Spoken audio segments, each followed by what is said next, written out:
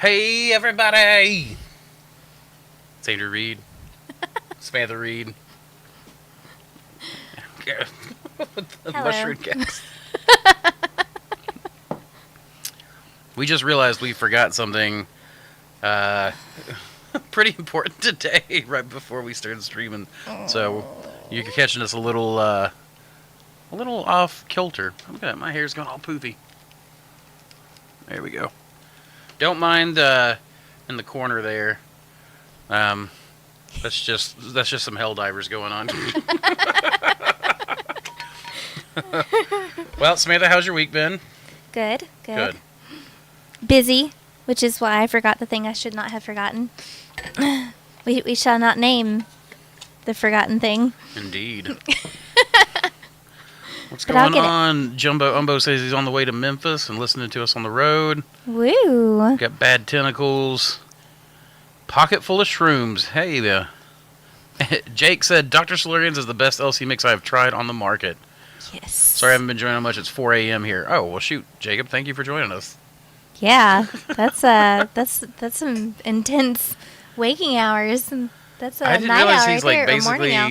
exactly 12 hours opposite of us. Yeah. But he is on the other side of the world. And that is something I've often thought, should we split this in two? Like maybe instead of doing 2 hours all at once, do an hour at 6 a.m. and then an hour at 4 p.m.? Oh, gosh, gotcha. I don't know. Getting to escape the heat of Florida for a bit, Jumbo says. So, I understand. I mean, you're also missing the part of Tennessee that's been wrecked. Of course, Memphis is probably always missing a good part of Florida that has been wrecked too, as well as, so. Rifle Creek Oyster is the best, most reliable farmer's friend strain I have seen. My only problem with them was that I got in the way and tried to grow other strains. I still don't remember who I got Rifle Creek from. It's not in my notes. It was back before I was taking good notes. But that is one of the best oysters I've got. We should... I remember I looked it up and I found it. And they're no longer... in business. Yeah, and then you tried to email them. You tried to call them. That's you tried right. I will get Rifle Creek listed on the website then. Yes. Not right this second. Not today. I can do that this second. Samantha will work on it while we're talking. I'm also working on merch, so we're going to have a merch in there. And I'm creating a coupon code, which will randomly drop later for you to, listen to. Absolutely. Yes, right. We'll have the random discount code will be dropped at a random time through the episode. That way you guys will at least watch it till that part. And thank you for the orders from last week as well. Absolutely. You guys are swamping us, which I love. It's a great problem to have. So, Woody says, hello from South Wales. Nice. We got Joe with us. Man, I'm glad that we're starting to build up real quick. Your advice of overproduce on every level has saved me so many times on so many occasions. Thank you for the advice. You're very welcome. That has been something that I have tried to do. I'm failing this week. I have underproduced this week strongly.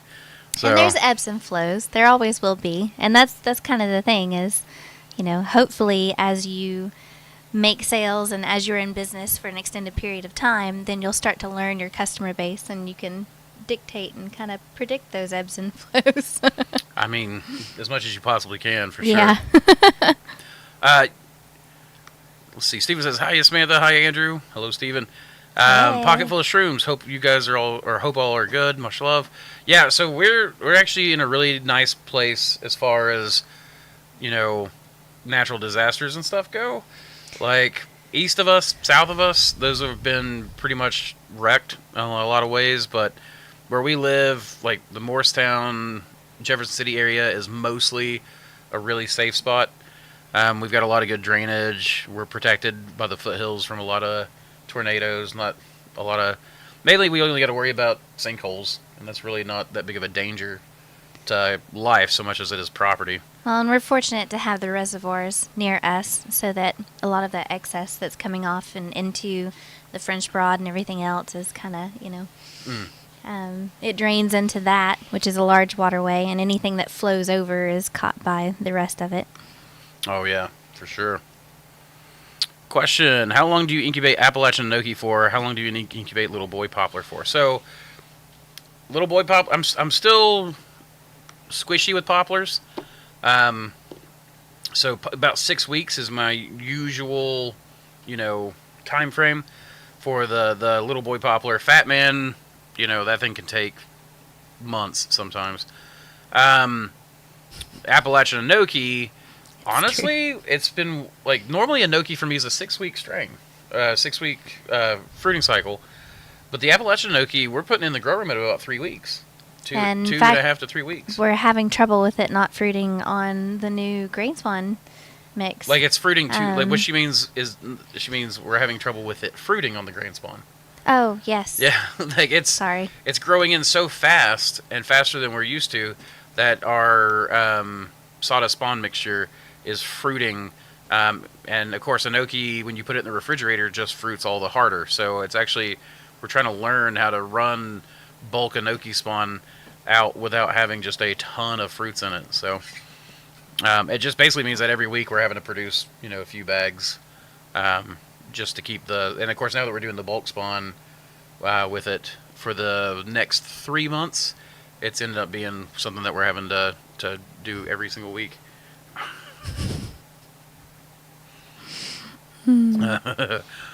Absolutely love your neon sign. Thank you very much. That was a gift we had from one of our clients up north. So I don't know if you can see it. It's okay. But yeah, it was a gift to me. It's based off Samantha's monogram, which I don't have. I normally have a my water bottle here with the symbol on it, but don't have that there. It's 9 p.m. in the UK. Dang, I'm gonna have to do the show earlier. We were already thinking we were too late in the day. How much does conifer coral typically weigh for you guys? The conifer coral for me is not a super heavy producing mushroom. If you grow it on pine, it seems to do a little bit better. But conifer coral seems pretty light and feathery. I know, right? Conifer. Our resident tree guys over there like, oh, that seems like a duh thing. But it does a little bit heavier, but it seems to be pretty light. I think we've got about 2-pound flushes off of it, but it's definitely not like the comb tooth. The real heavy branched comb tooth that we have is oftentimes 3 or 4 pounds. Sometimes when we do our 17 to 18 pound bags, we might get a 5-pound cluster on the comb tooth, but the conifer coral is 2 pounds, but it's just really. I don't know how to explain. To cook with it, it crumbles better than the comb tooth. The comb tooth is a lot thicker, so it just kind of depends on what you're trying to do with it. I'm taking some of your tribbles to start totems in Memphis. Nice, Jumbo. Actually, I've got a video of tribbles that I was going to show you guys here in a little bit, but we're packing the tribble spawn pretty hardcore. That's going in the bulk packs, and for this next 3-month season. And it might stay for a little while because tribbles is such a good extract strain, and we're about to release our extracts. So we'll be growing that a lot. But it's you'll touch it, and it'll be so sticky. Samantha and I were talking about this last night. It is so, the exudate from it is so, there's just a ton of it, and it's really, really sticky. Your gloves will be yellowed and tacky just from picking a few of them. We need to grow it anyway for an event, so I think that next time, whenever I'm picking, we'll get some video and we'll get the video of the gloves sticking together and yeah. That's when Dr. Oman came and visited us, I asked him what that was, and he said something basically that it was the sugars being exuded from this fruit, but also that it has a fatty acid profile. So a lot of it's that constituents of what we want. He actually wanted to take some with him to test because it was so tacky and it had that sticky nature to it that he thought it would be really, really high in the active constituents that we're looking for extracts. So I'm super excited about that one, and please spread the genetics on that one in totems all you want. Question: if you guys could only grow one genus, not species, you can do multiple with one genus, what would it be? Man, you guys really like to ask me these open-ended favorite questions. I know, right? If I could only grow one genus, uh, let's see. Goodness. Okay, genus. So you've got like Pleurotus, you got Flammulina, Graphola. Okay, I think that if I could only grow one genus, it would be Ganoderma. I think that I would stick to the Ganodermas. So, like, Reishi. I think that if someone was to force me to choose, I would pick something that I would just found a lot of beauty in, which is the Ganoderma series. Like, I love the different ways that you can grow it with the higher CO2 to make it more branched, lower CO2 to get the conchs. I love that some strains grow really quickly and white marshmallowy, while some grow, really slowly and more of a dark red and that kind of stuff. So, I think that I would stick with the Ganoderma. Plus, so you get the whole reishi setup, right? You get all the reishi species like Curtisi, Lucidum, Multiplium, Tsuge. You get all of those. And then you get a bunch of other Ganodermas, like Ganoderma appellatum, some of them are escaping me right now. But yeah, that kind of stuff for sure. Like I think Ganoderma, just because I find it to be really beautiful and it's really useful. So. Lol. Oh, question. Any tips on coercing golds to pin in the area you cut rather than all over the bag? Oh, we just had some stuff disappear. We did? Oh, yeah. It just, jumped. On any other oyster, the pins aren't a big deal, but golds seem to really reduce yield when that happens. As far as I can tell, with golds, the only way I've been able to stop it is to get to it early. Yeah, that's what I was about to say. Plant it a little bit before when you think that you should, especially if you're waiting to plant when it's kind of pinning in other places. Yeah, with gold and hericium both, my general rule is if I'm going, should I plant this? I plant it. We've actually had, when we were at our full capacity on our crew, I think it's little ones over there maybe. We wanted to stay on schedule. There were times when we planted hericium and gold as well in the grow room a little bit earlier than what it was ready, and it would colonize the rest of the way as it was pin setting and fruiting. So it's not going to hurt it too bad. Oh, that's my nephew's. Yes.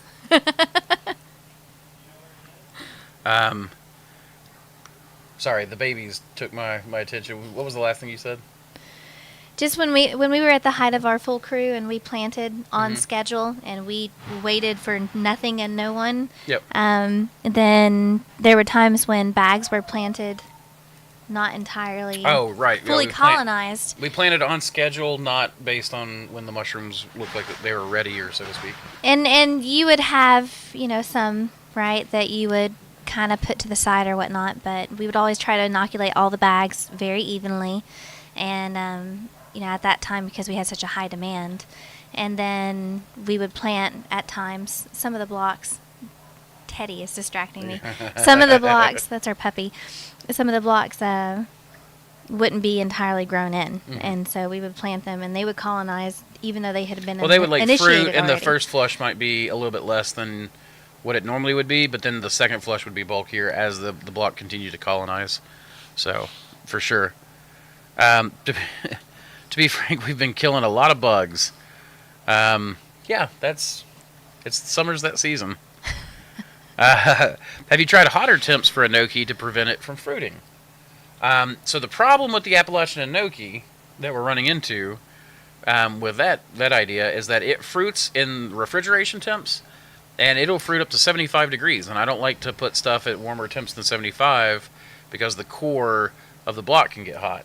That doesn't mean it can't go above 75, but I just as a general rule, try to keep it down below. So I've not tried anything warmer than that. But the Appalachian Noki is one of the few inokis I've run into that will actually fruit at about 75 degrees. So, and that may be, from it being a more southern native mushroom. And that's a very good point. Like a very good point. But I stuck it in the I took all the Appalachian Noki that Andrew had made, and I put them in the walk-in.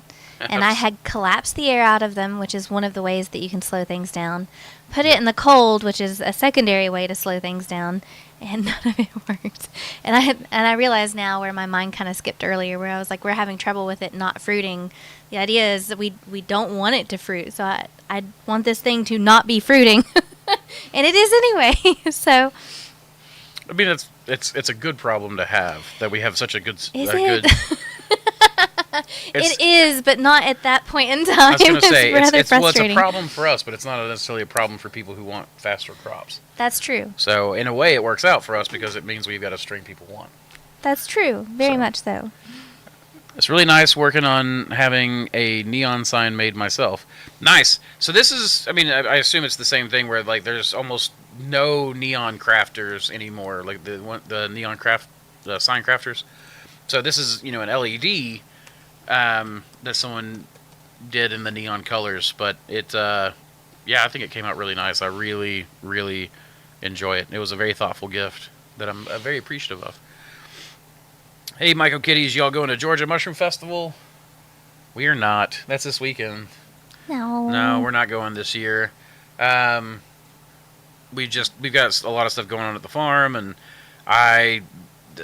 it's changed places and management and all kinds of stuff. So I was invited, but things were so up in the air that I wasn't really quite sure whether to commit or not. So we ended up not committing, and then just ended up not planning on going. So,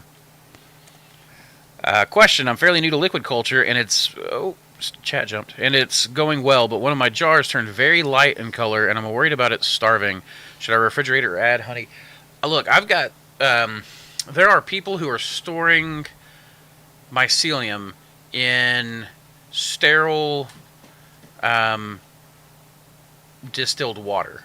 It's a preservation technique that people are using, much like slants. And they're putting it in small centrifuge tubes, or some of them are storing in larger tubes, but with the liquid. But the idea is that the mushroom body, for the most part, goes into a form of stasis and basically kind of keeps, like, it'll do a little bit of catabolism, which is where it consumes itself, and then a little bit of growth, you know, just enough to kind of keep it alive. And it'll basically eat on itself until, for years is my understanding. Now, I've not tried this technique. I don't recommend this technique, but it is something that I've heard. So the idea is that as your liquid culture runs out of nutrition, really shouldn't be a problem. I've got jars that have been set out for 2 or 3 years, and what is going on? It's been set out. They're set out for 2 or 3 years, and they are still growing very strong. Like, I still pull syringes from them. Most of my Spalting strains move a lot slower than anything else, so I don't run through jars as much. And I've got some jars that are from 2020 or 2021, and so that's 4 years old, and they're still producing well. So, and they're just in room temperature. I haven't refrigerated them, but you could probably refrigerate them. I don't think I would add honey or anything like that to it. If you're worried about it, I wouldn't add anything to it. Instead, what I would do is pull another syringe, make another liquid culture, and then just expand it. Hey, Cameron here in Alabama this week because the hurricane hit Augusta pretty hard. I haven't had power there since Friday. My goodness, man. I didn't realize you guys down the south had hit that hard. But it makes sense since it took the travel up here. I took my question out. That was me. Gotcha. Hello, Pip. And I have managed to get myself into a menu that I couldn't get out of. I am signed in on my account, so I'm not affecting you this time. Yeah, it's me. It's me this time. I've had to move growing from inside my home to my garage, so I need to grow more seasonal strains. Oh, see you, man. Hold on. I've had to move growing from inside my home to my garage, so I need to grow more seasonal strains. I live in Kentucky, so going into cooler temps. What would you recommend for easy to grow cooler strains? Well, with mushrooms, thankfully, cooler is easier. So, mammals are warm-blooded species, right? So think about it this way: we're a warm-blooded species. that actually protects us from most fungal ailments. It's called the thermal threshold, thermal barrier, something like that. The idea is that warm-bloodedness may have actually evolved in conjunction with the Great Dying so long ago, as a way to protect us from the massive amount of fungal biomass that was grown at the time from all the constant death. So fungus has always done better in cooler temps instead of warmer temps. Think fish, reptiles, they're the kind of species that get fungal infections far more than mammals do. If we do, they're typically surface infections, though the ones we do get are really dangerous. So the idea behind this is most strains are going to do you good. But if you are looking for a cooler strain to grow in cooler weather, you are going to move towards stuff like blue oysters. You can grow Inokis with ease, you know, and it also depends on how cold you're getting. But like stuff like blue oysters, I've seen them when I grow them on logs outdoors. They will grow. We'll have an ice storm come through. They will freeze solid. They will thaw out, and then they will continue growing. So, excuse me. Hope you didn't hear that. But that's the big thing. So if you just like if you were asking for strains from me, I would go towards like BS26 for the color, Mother of Pearl for a lighter oyster, Rocky Top for something heavy, King Blue for a nice heavy strain. King Blue rocks in the wintertime. Gets massive and a really dark blue to it. It's a beauty. It is a beauty. And Deep Blue Sea is another really good one. I'm trying to think what else. That's a personal favorite of mine. That's one that I really like in the summer because, and I've got pictures, and I've mentioned it before, that maybe I ought to put those pictures on the website, but at the same time, there's a part of me that never wants to admit that I've ever, you and I have never had blotch. But I know that's impossible for any mushroom farmer. I have found... Ever. I'm with you in that I feel like sometimes I don't want to show my mistakes, but I have vowed to give an honest approach to things.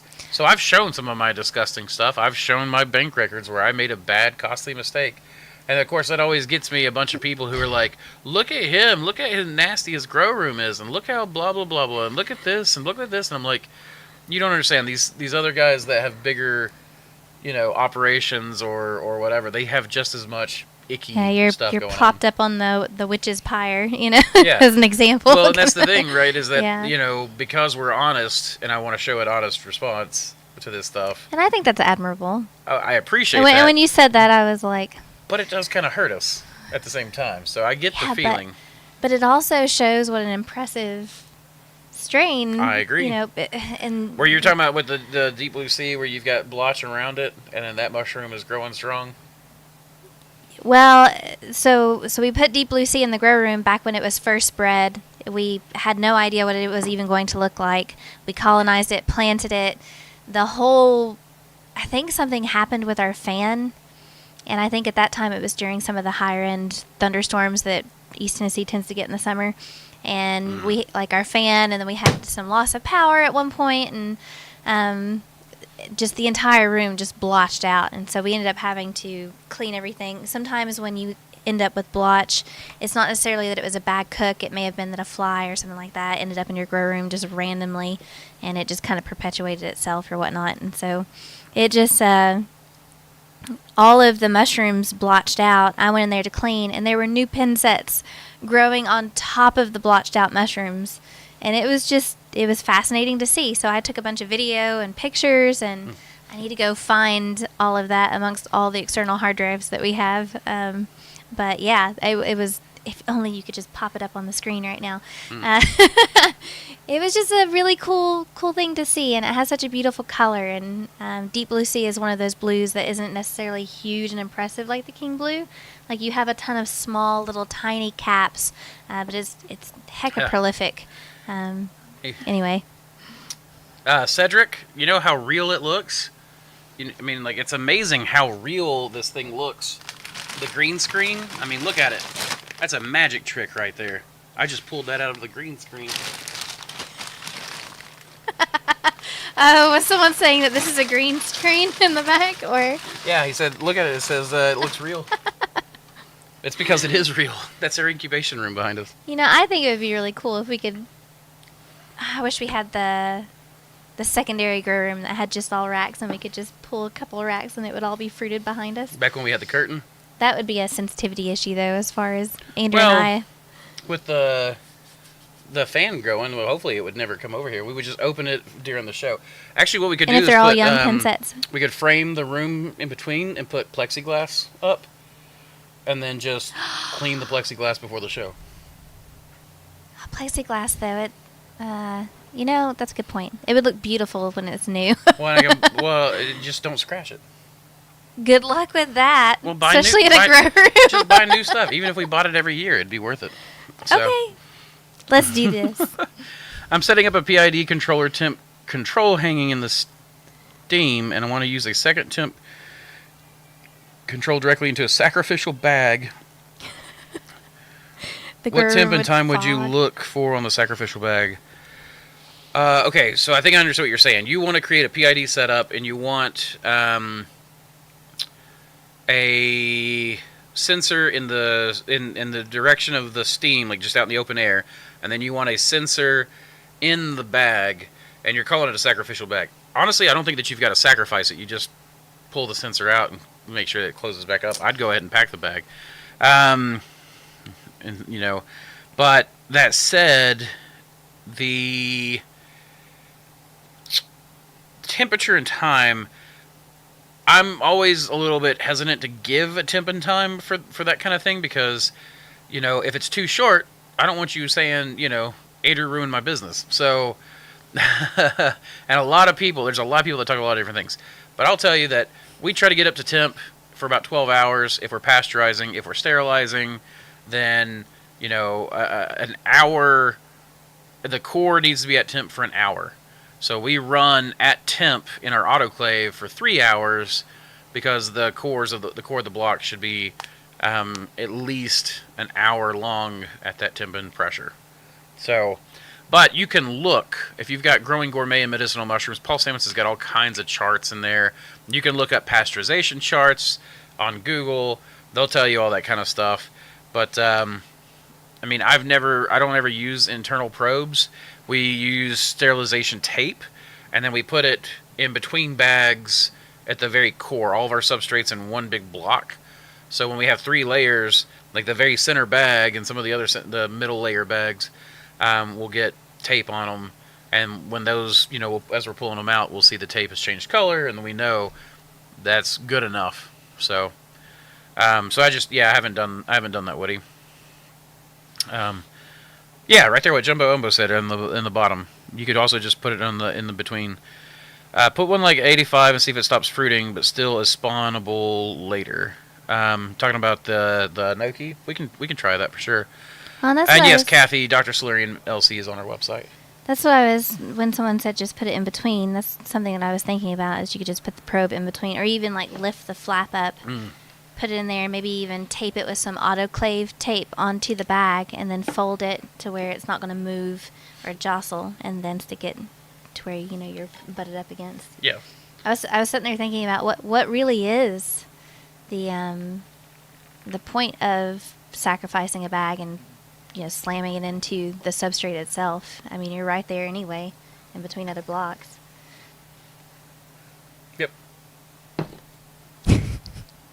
Was there a question there? No. Oh, okay. I was just... I didn't know if I was like, wait, was I supposed to answer something? Okay. Have you ever inoculated using the mat that grows on top of the culture? We call that a pellicle. Yes. The SCOBY on the top of it's my favorite. Is called a pellicle. It's the fungal body that hosts everything. But Samantha likes it. I think she's the one that coined the term puck spawn. Because they look like little hockey pucks. Yeah. Yeah.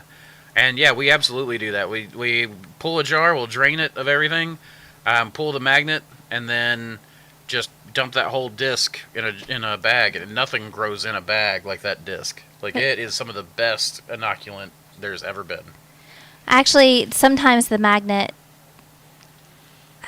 I actually don't try to pull the magnet out before I dump it. I just dump it in the bag, and then I walk the magnet up, See, I don't do that. I take the seal that magnet corner. wand and I put it against the jar and I pull the magnet out with the I'm magnet. just afraid I'm going to contaminate something if I do that, so I just throw it all back, and then I walk it up the bag and seal the corner and cut that out. But that's just me. Don't do that. So, Well, this is one of those things that you have two people in the same, it's so I don't hard know. teaching mentorships because I'll show mentorship something and be like, that's not the way Samantha showed it to me. I'm like, oh my goodness. I think that's a good way to do it, honestly, because then they have two different perspectives. They have two different ways of doing it. Well, they know both works. That's for sure. Exactly. And just because I'm intimidated by something, it may mean too that maybe they're intimidated by it as well, and they have an option until matcha. they're more comfortable. Well, this isn't matcha. This is yerba mate. It's worse. Worse. It is green and it is tea-ish. It's And grass. I like it. I love it. Mate is good because it gives you a gentle boost, and my little poor ADD heart can't take the over. I'll drink caffeine until I go shaky and sick with it. So, Aw, don't do that. Don't do that. hello from France. Nice work, y'all. Well, thank you. Oh, I'm sorry. Bonjour and merci. See? And that is the extent of my 2 years of French. Oh, and femme la bouche, but I don't mean that to you, right? If I even said it right. So, Well, and this is what he gets for taking 5 languages all at the same time. I took 3 languages at the same time. 4 if you count Sure. English. But yeah, my senior year I took nothing but language classes. I literally took yearbook, and I took newspaper, and then I took my 3rd year of German, my first and second semester of French, my first and second semesters of Spanish, and all at the same time. Plus my senior year of English. So Well, it made it to where I had to take 1 and 2 and 3 of my language class all in the same that just year. sounds like poor planning. That sounds like me trying to sign up for a language class and it being full. Jumbo said, well, I waited till my senior year at Woody. You could just put your main thermocouple between bags in the middle. And Jumbo says, when all else fails, do what Samantha says. That I is don't know. that That's is a bad idea. That is the rule No. that I tell employees, for sure. And yeah, Kathy, I guess it is nice having 2 options. It isn't tea, it is sludge. I guess it's kind of sludge. I mean, like, it is a lot of solid, but it's less swampy and more marshy, you know? Hi, Mossy like Creek. Been loving your channel lately. Wish we had found you sooner. Some of the most honest, helpful info out there. Thanks, much love. Well, thank you very much. Keep spawning culture. You know, it's important to do that. It So, is. real quick, we are already, I can't find the time, 35 minutes into this. So while there is a pause, we're going to do a quick, you know what, a word from our sponsor, and then we'll be back.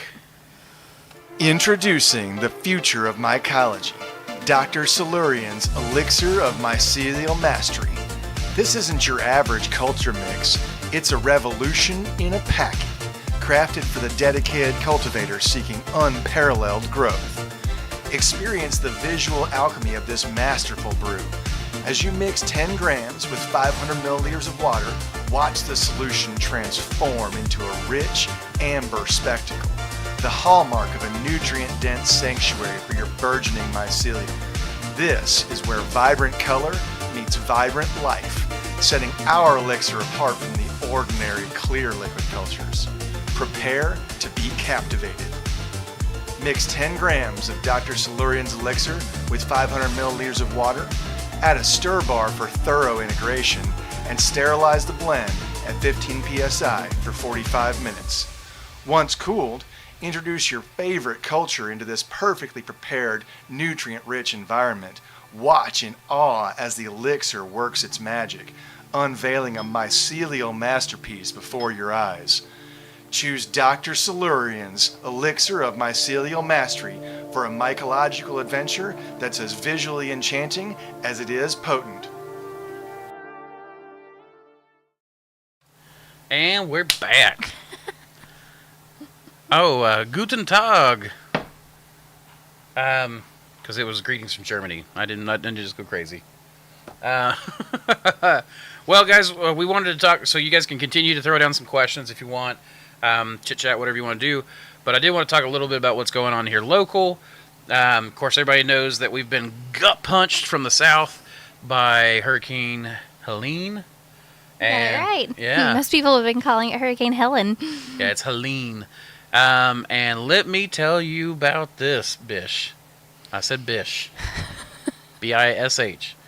Man, we have had a lot of wind damage here, but thankfully nothing too bad or structural. Our rabbit cages took a nosedive, unfortunately. That really sucks. So new rabbit cages on the way. Another nosedive. Another nosedive. After the snow damage of this past winter freak storm that we had. This is like a 500-year flood that we're dealing with here right now. There, like the Walmart distribution center was underwater. Ingalls was underwater. There are whole communities underwater. People's livelihoods destroyed. I would highly recommend, if you can, and have the heart to, please, find a charity to help. There are people. They're literally flying.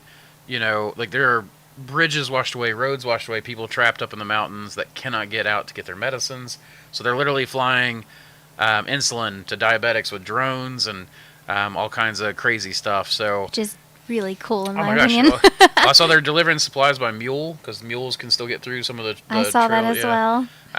So there's just a lot going on, and of course that gut punch was not a kind thing to have happen to us. And we've had a lot of nature people. goes. We've had a lot of people reach out to us asking if we are okay, and we are. We are super thankful for that. And The only thing that's been affected for us is shipping times because, as you guys might imagine, anything like Western North Carolina was shut down. So anything heading east to distribution centers was out. They were, traffic's been bad. They've had drivers who can't show up for work. There's all kinds of other stuff. So, we've actually had a train setting on our train tracks for a little while because it was kind of rerouting, trying to figure out a different spot to go. Yep. Or like to go around about all the damage. Yep.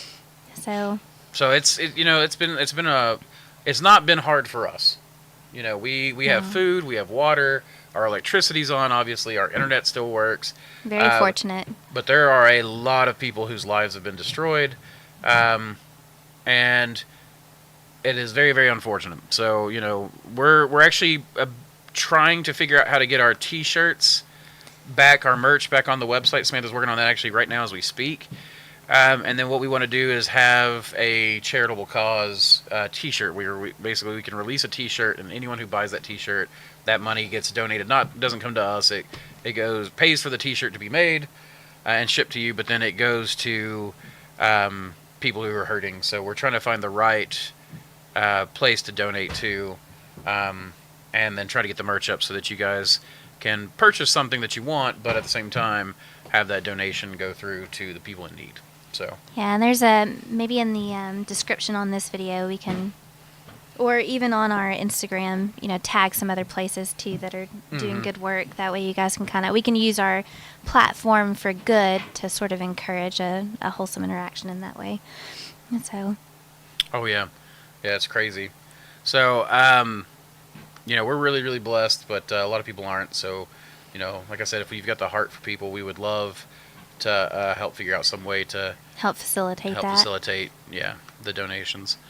That said, I hate to put it this way, but the storm has been really beneficial to us in some ways, in that Samantha and I went on just a walk around the woodlots around the shop, and I have come back with so many strains of turkey tail and oyster and everything else that I am in the lab constantly cloning. So that's actually affected a lot of stuff too. Is I'm not helping with orders right now. Samantha's handling all the orders by herself.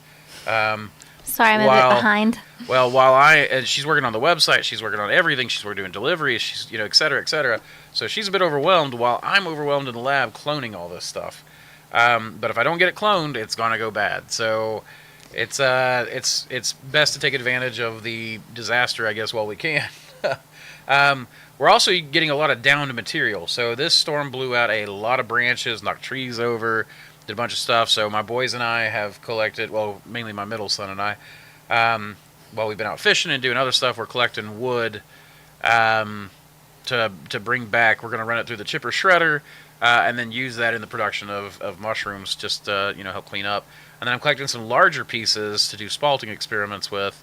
So there is opportunity. And I hate to put it this way. I don't really hate to put it this way. In that I call us people who grow mushrooms Death Eaters, right? I know that's from like Harry Potter, but mushrooms. That's what mushrooms do. At least the ones we grow, they're eaters of the dead. They thrive on disruption to their habitat. This disruption, while disruptive to many people and hurtful, it is prime time for certain opportunities. So, unfortunately, that which is bad for others can be good for us in some ways. But we should take advantage of those good things while we can. So, well, I have an older son and I have a middle child who is a son, and then I have a daughter. But so there you go, bad tentacles. So that's something that we're doing. We're doing a lot of collecting debris and then stacking it off, and then finding different uses for it. Some of the logs that we're trying to cut up and stuff right now, we're preparing for our log class that's happening at the end of the month, which is just a local class. And then we're working on using as much of the debris as we can, and of course collecting through the bioprospecting program. I mean, I've had, my business partner Ben and his wife brought me a ton of mushrooms from their hike. Samantha and I found a ton of mushrooms. Mr. Denise, who found RDTN2, brought me mushrooms today. I mean, he was here a few minutes ago before the show, and I literally was like, dude, I gotta go, I'm sorry. And he's like, that's fine, I'm gonna get out of your hair.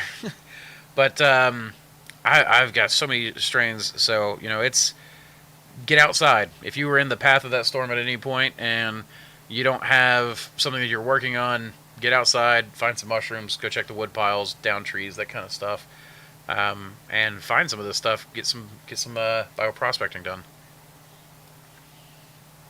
That is, if you're not able to go out and help people, of course. People should come first. As Samantha reminds me.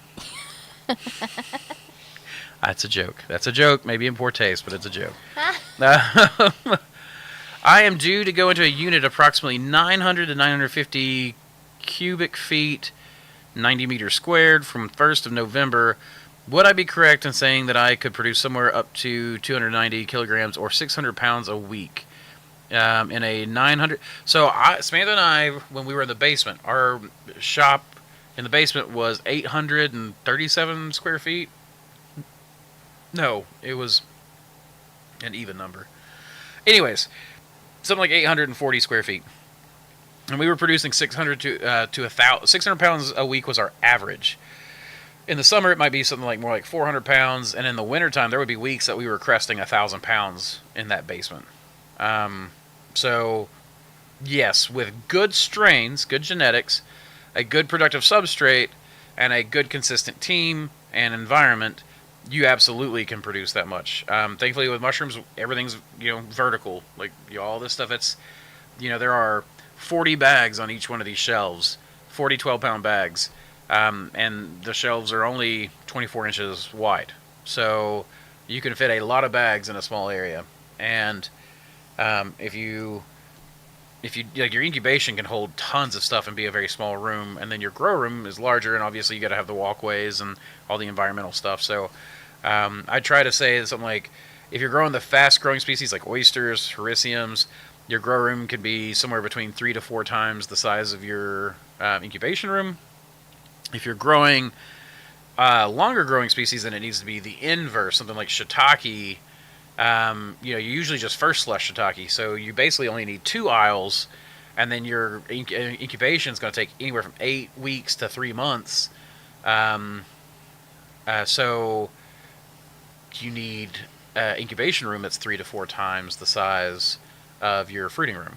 So that said, I'm actually really happy. We're starting to plant some small amount of shiitake blocks. I'm not a big fan of shiitake on the small scale to make money, but the shiitake breeding program is starting.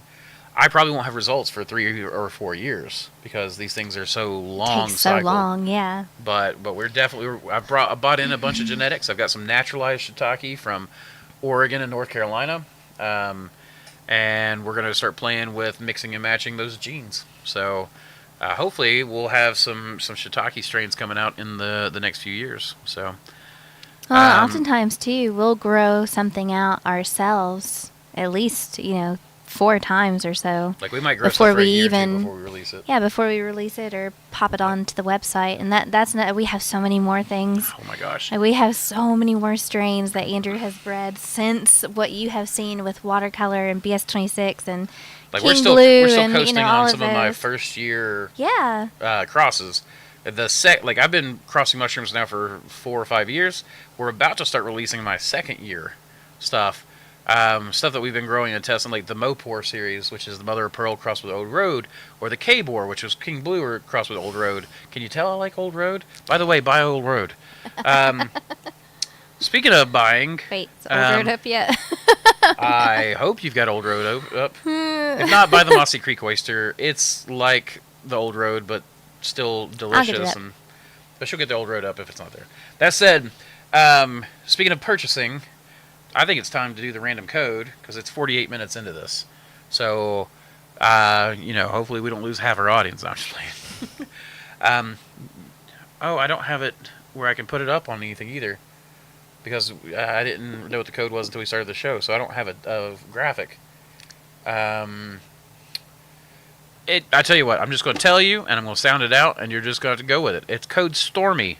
For all the stormy weather we've had. STORMY. Does the S need to be capitalized? Yes. The S needs to be capitalized. That's 20% off. Cultures. Spawn. Dr. Salurian's Elixir of Mycelial Mastery, even. Did you say that very, very clear and slow for the Stormy. subtitles? STORMY. That way, turn on the YouTube subtitles if you need the closed captions. That's one of the reasons why we like to do the visual. Like we need to get a little chalkboard. I want it where it's like flashing. We need to make a little video for it, and it's just what you do is you create a couple of little things for me so I can overlay them, and then I can make it Stormy, Noki, whatever. Like it'll pulse and get people's attention. Oh goodness. Do you believe in senescence, and how can I go back to the original, for example, Black Pearl? So, I believe in senescence, but... We have seen it. I have aged. Say. This gray hair is senescence. I am senescing before your very eyes.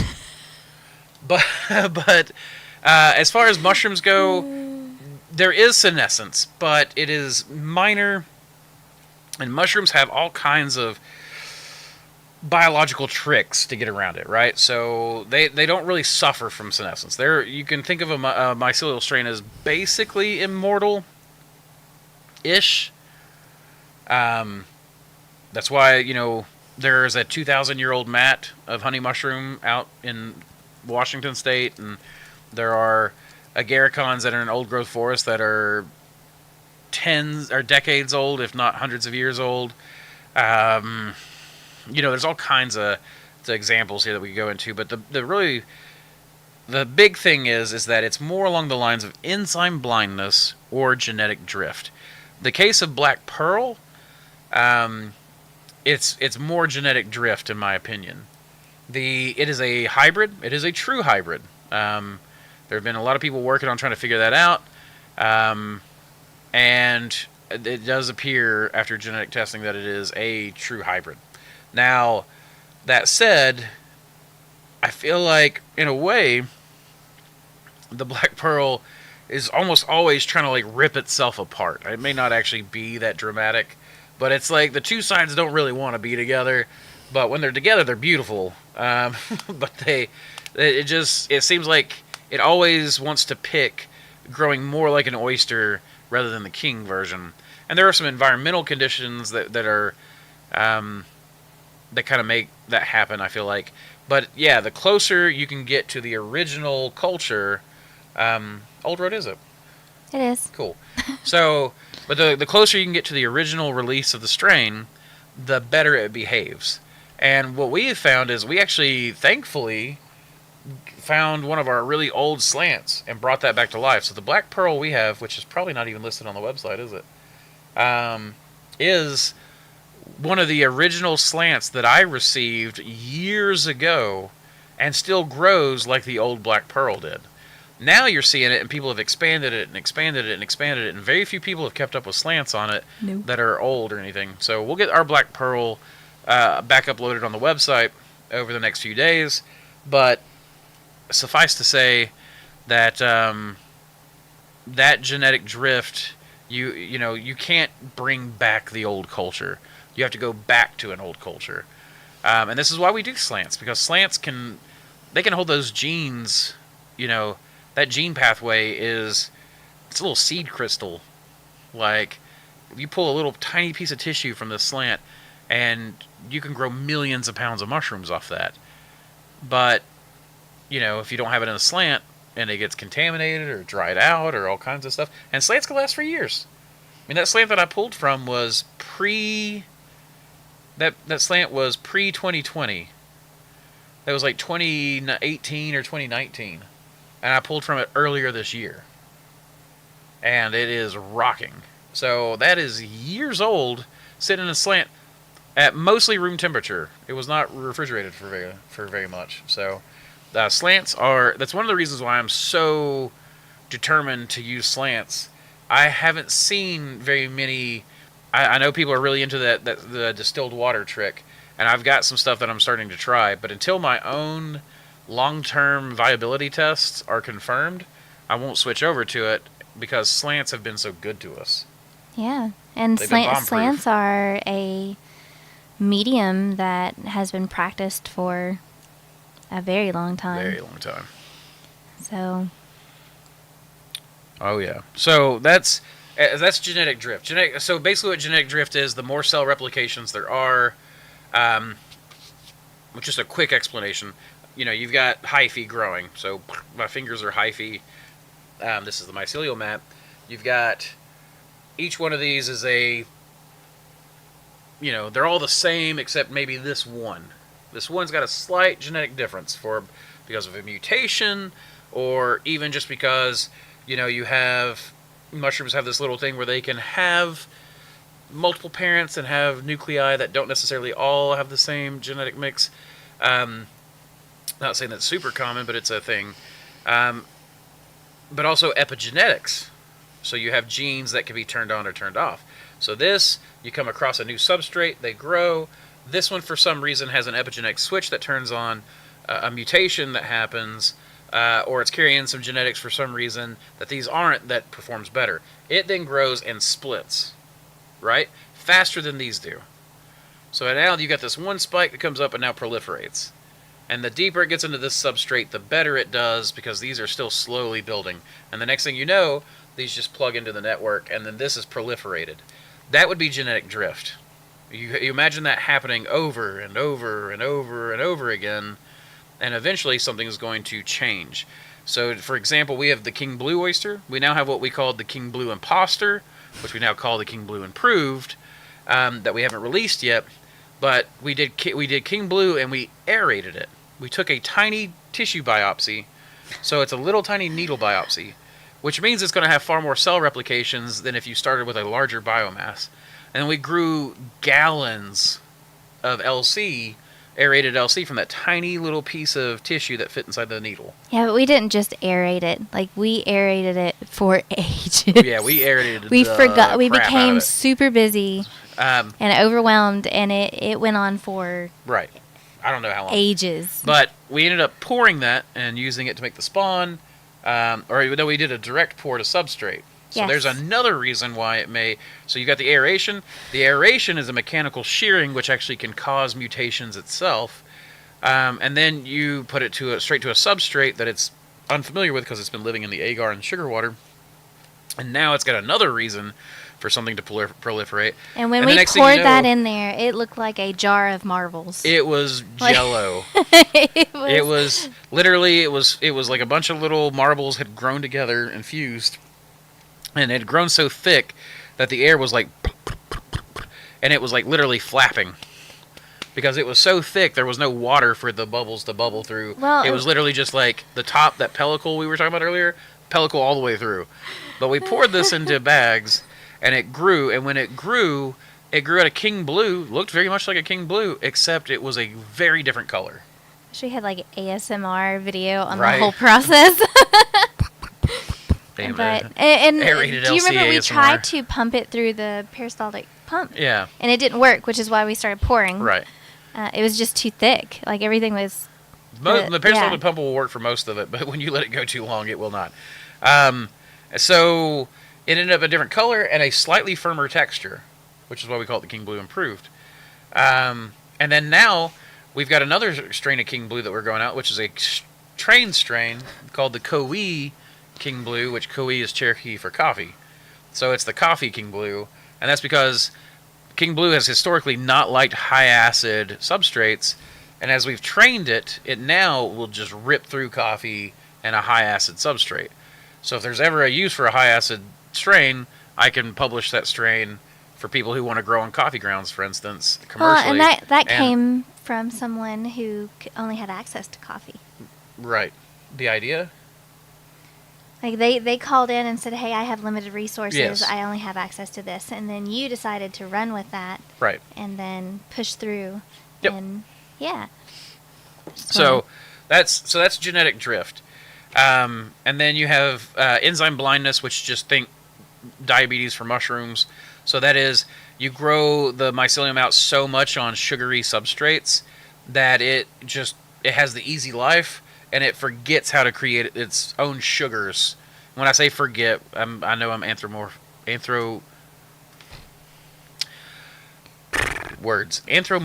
oh my gosh. It's not going to happen. I'm humanizing it. How's that? It's not going to happen. I can't speak today. Anthropomorphizing it. No, that's not right. Oh my goodness. I'm not doing this. Not doing this right now. Humanizing it, and I'll fix it later.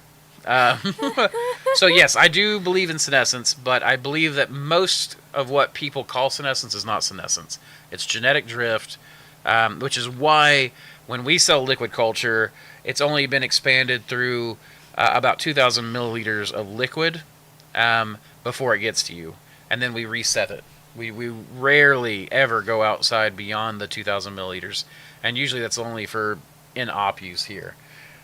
Because what we want is when we sell to you, for you to be able to expand it as much as possible. That's why we don't sell our strains at $7 a syringe or $10 or $15 or whatever. We're not skipping steps. We're not skipping steps. We're taking very good care of those strains, and then when we release that to you, we want you to be able to make 50 syringes with it, then make another 50 syringes from that, and then make another 50 from that, and make all the spawn you want. That way your $30 is a way better value than a stretched out $7 syringe.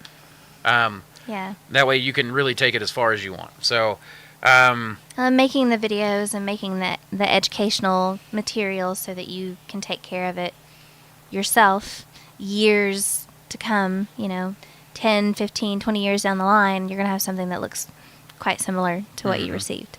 Absolutely. Jumbo said, we suffered minimal damage north of Tampa, but we drove through Helene's path, and it's amazing how some of the stuff made it with all the damage around it. Yeah, it's pretty crazy, huh? It's like that story of that tornado, and this guy was on the toilet. What? There's a story where a fellow was in a tornado, and he ended up sheltering in his bathroom because it was the only spot, and it was like his basement bathroom. So he went down to the basement, locked himself in the bathroom. There were 0 windows, and oftentimes they encourage you to go into a bathroom, or especially if you have like a cast iron tub. My dad used to tell me about living in tornado country, and his mom would take him, put him in the bathtub, and throw a mattress over him. He was sitting on the toilet, just putting his hands on his head, and just trying to ball himself up and protect himself as much as possible. And in the story, I remember reading this, he looked up and everything was gone, but him on the toilet. And it's just, one of those things. He's like, the basement was gone, everything, like the house was gone. Goodness. Most of the ground around him was gone, and he was on this pedestal, pedestal sink, pedestal toilet. Like, it was just sitting there. Yeah, no kidding. It just, of the amazement of all the things that it touched, but not him. yeah, it's crazy. Question: what is the lightest and darkest color mushrooms you grow, and do you think the color is related to flavor? The lightest would probably be golden oyster, I guess. So there's a flower farm in our town, and I meant to respond. I'm so sorry. I meant to respond to one of her comments. I can't. She made a post on the flower colors and how they deepen and darken and become more beautiful and vibrant with the cooler weather. And I meant to respond with, you know what, mushrooms do the same thing, and here's why. And I remember researching and reading a little bit because it piqued my interest. And I was thinking there was something about the amino acids that it produces in growth due to the colder temperatures that affect the flavor profile when you cook it. So I'd say there's something to that. I don't know much more about it beyond that. Anthropomorphize. Thank you, Bad Tentacles. Yeah, there's a part of me that was like, okay, I'm going to Google this and hit the sound button so that you can...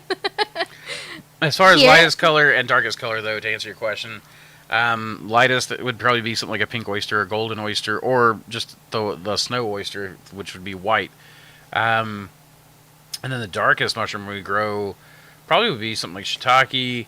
But if you're talking about, it'd be like the black oyster or the dark blue that I've got that was from Austria, though it's just called the wild nut? black nut. Oh, the wild black nut. Yeah. That was... WBN, wild black Okay. nut. And it's being added to the breeding program as of last year. So we've got some stuff to trial this winter from last year's breeding session. So that's what I end up finding is that usually when I go through and breed stuff, by the time I've got the strains cleaned, ready to go, we're into the next season already. So it really, by the time I'm done breeding stuff, I need to wait till the next year to really test it. So, and as far as I go on flavor, I haven't really noticed, like golden oysters grown in a cooler temps, they do get better colors, and they do tend to taste better. Same with blue oysters. Pretty much any mushroom, the slower it grows. And I don't know that it's necessarily a consequence of the colors adding to the flavor, maybe. But I do think that it definitely has something to do with it growing slower. And maybe... let's see, what causes the blue color in blue oysters is pleurisine, I think, which is found, which as you imagine, is found mostly in blue oyster mushrooms because pleurotus, pleurosin. I think it's actually found in another organism, but I can't remember what. This is a deep dive question. It is. So it's one of those things that I can't really answer. There is a flavor and color...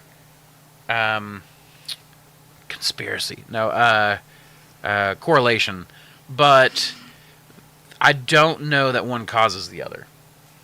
How much of it do you think it has to do with its growth time? So in warmer weather it grows faster, probably accelerates everything else as well, like how much food, how many enzymes it produces, how much nutrition it's able to uptake within that certain amount of time. And then in the wintertime it's slower, and so just like with everything else, with the cold it slows down, and so maybe it uptakes a different nutritional profile based on the temperature too, and so that makes it taste different. I don't know. I think part of it is just that I have as it noticed a grows- difference in taste in the winter and in the summer. yeah, mushrooms always taste better when they're grown as low in their temp range as they can be grown. Well, it's Like the pink oysters to me are far more flavorful, and of course you remember we've gotten those blood red colored ones when we grow at about 50 degrees. Which the pink will hardly grow; it grows really slow, but you've never seen such a fiery red pink as the ones you grow in February. that was a complete fluke too, because I think we ended up forgetting pink spawn somewhere, and we were like, you know what, just plant it. Well, that would happen one year, I think, but we started growing it for Valentine's Day boxes. That's also true in February, and that's right. Mm-hmm. That was also another instance. So it's yeah, and then you sit there and think about certain vegetable crops as well. Like carrots are sweeter after the frost. Yeah, Um, I'm not sure what the cause is, but there's definitely a correlation, for sure. It's something that I would love to get into, but we need you to know. find a professional that specializes in this. I am desperate for Have them on connections here. with some microbiologists, Yes, please.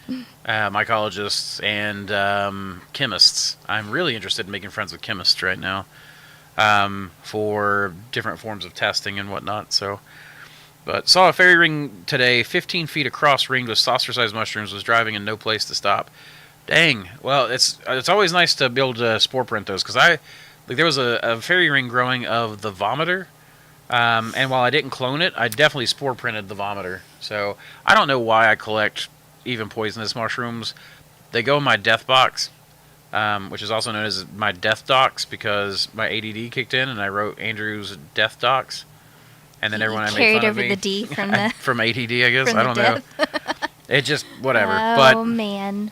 But yeah, my alliteration wouldn't turn off. We need a Halloween T-shirt series with all the poisonous I think that mushrooms. would be super cool, or an inky cap series with like an owl and stuff like you've already started to design. So But that was for the newsletter I know correspondence but stuff. it would still make a cool Halloween image. Foreshadowing here. Drippy drip. Good day, Andrew and Samantha. Are you affected by the storm? If so, hope you're safe. Hey, Michael Allen, you missed it earlier, but we're safe. We're good. A lot of people around us are not, and we are looking to put some merch on our website so people can purchase that all the proceeds, none of the profit will go to us. It'll go to the people in need. So we are working on that charity, but it's going to take us a couple days because This is something that people and folks have already asked for is merch, and so we figured this would be a quick way to just move to get those what we funds know that people forward. want it, yeah.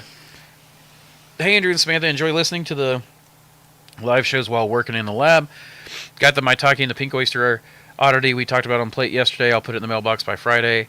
I also cloned an Indiana wild reishi a couple days ago that I will send as soon as I get it cleaned up. Travis, thank you so much. And yeah, as soon as I get that with your wants, then of course I'll send your strains out too. Woody, you guys just rock with with such a wealth of information. I'm so glad my calculations on what I could get to produce helps me with my business plan going forward. Thanks, guys. Much love. You're very welcome. Thank you. I started setting up my black soldier fly larva harvesting station before I left Florida. Did you start setting up tubs yet? I'm just going to use the larva for the wild birds near us. I'm betting our bluegill would love them also. Yeah, so I've started setting up worm bins. I need to get the tower. It's outside right now. I need to get that brought back in and restarted indoors in the cool temps because I'll use that to start seeding all my worm bins. And that'll basically just be kitchen scraps go to that to feed the worms, build the population up, and then those will get divvied out. I have not started the black soldier flies because the season for those are pretty much done here, and I'm not interested in running an indoor operation for that. So I'm just going to do a wild harvest, we'll call it. But that'll be the spring of next year is when I'll start that operation. So I'll start building those sometime next year. But I'm very excited about that. Yerba mate has the highest caffeine content of teas. I did not know that, but I can believe it because feels whenever good. I tried it, I definitely felt it probably within 20 to 30 minutes.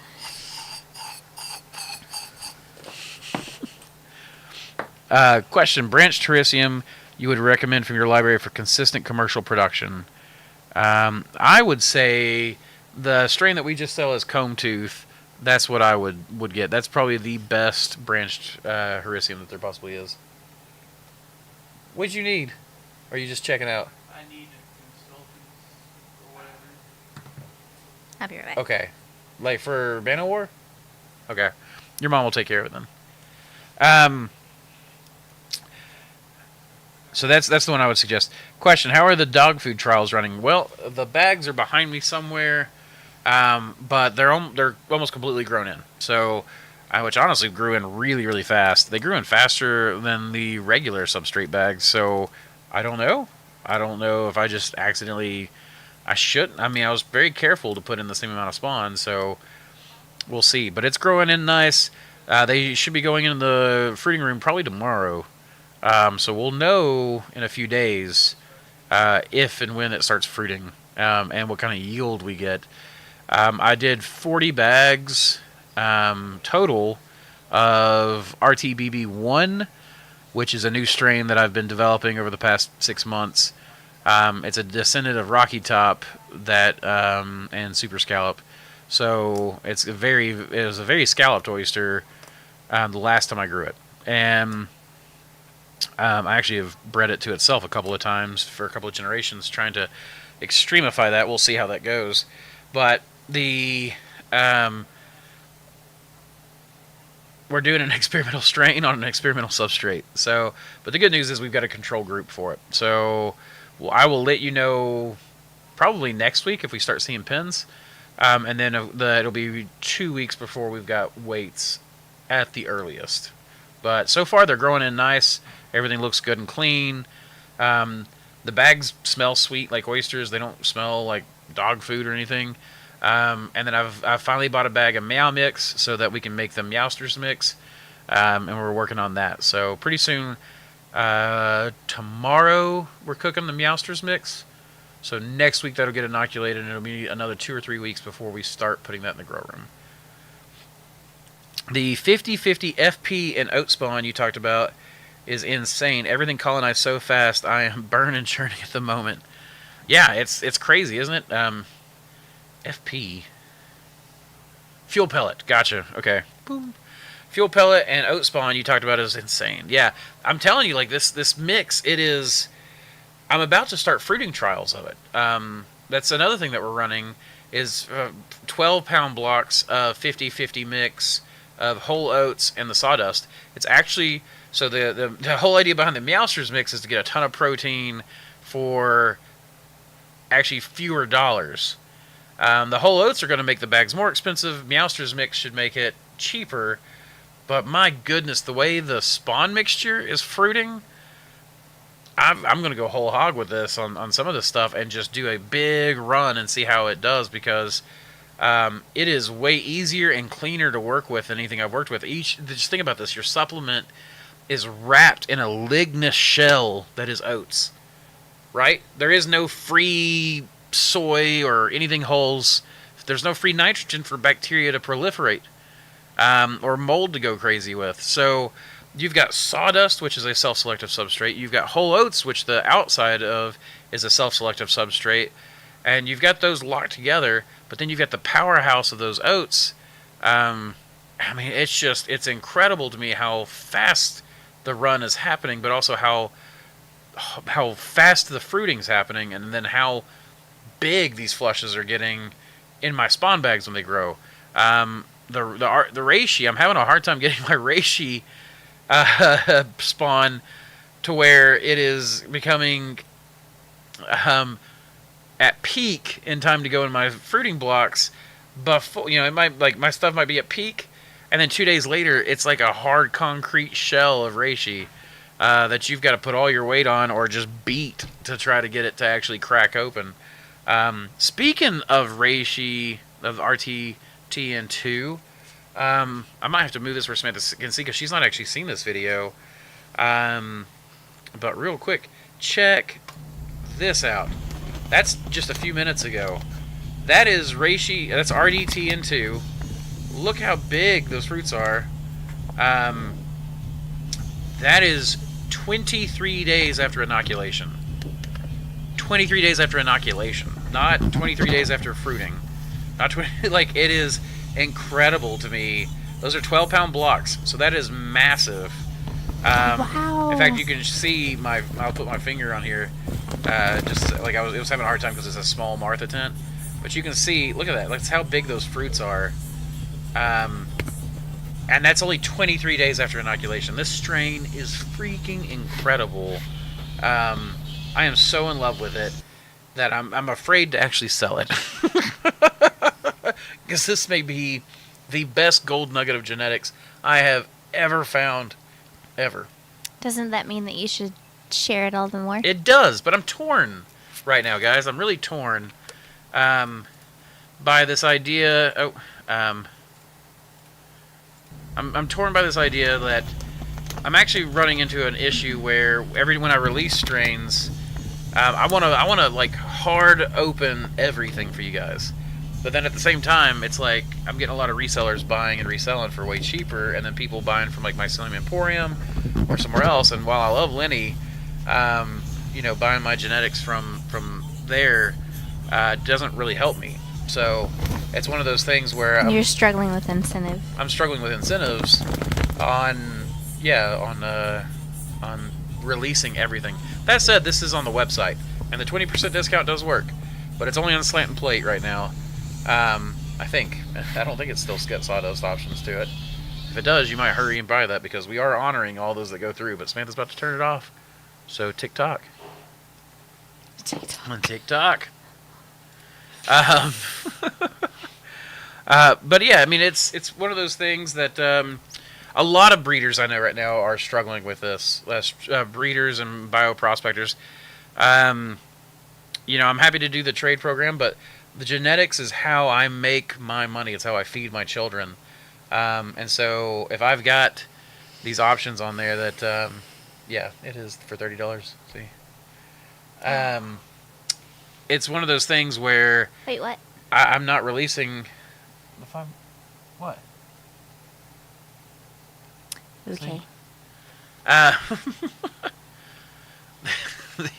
It's one of those things. It's just struggling. It's one of those things that it's I could, if I locked things up, I could release strains. I've got friends that do it. That lease strains and are making $5,000 a month off of a single strain, leased to a single company. I don't want to do that. I want to open this up to all of you guys. There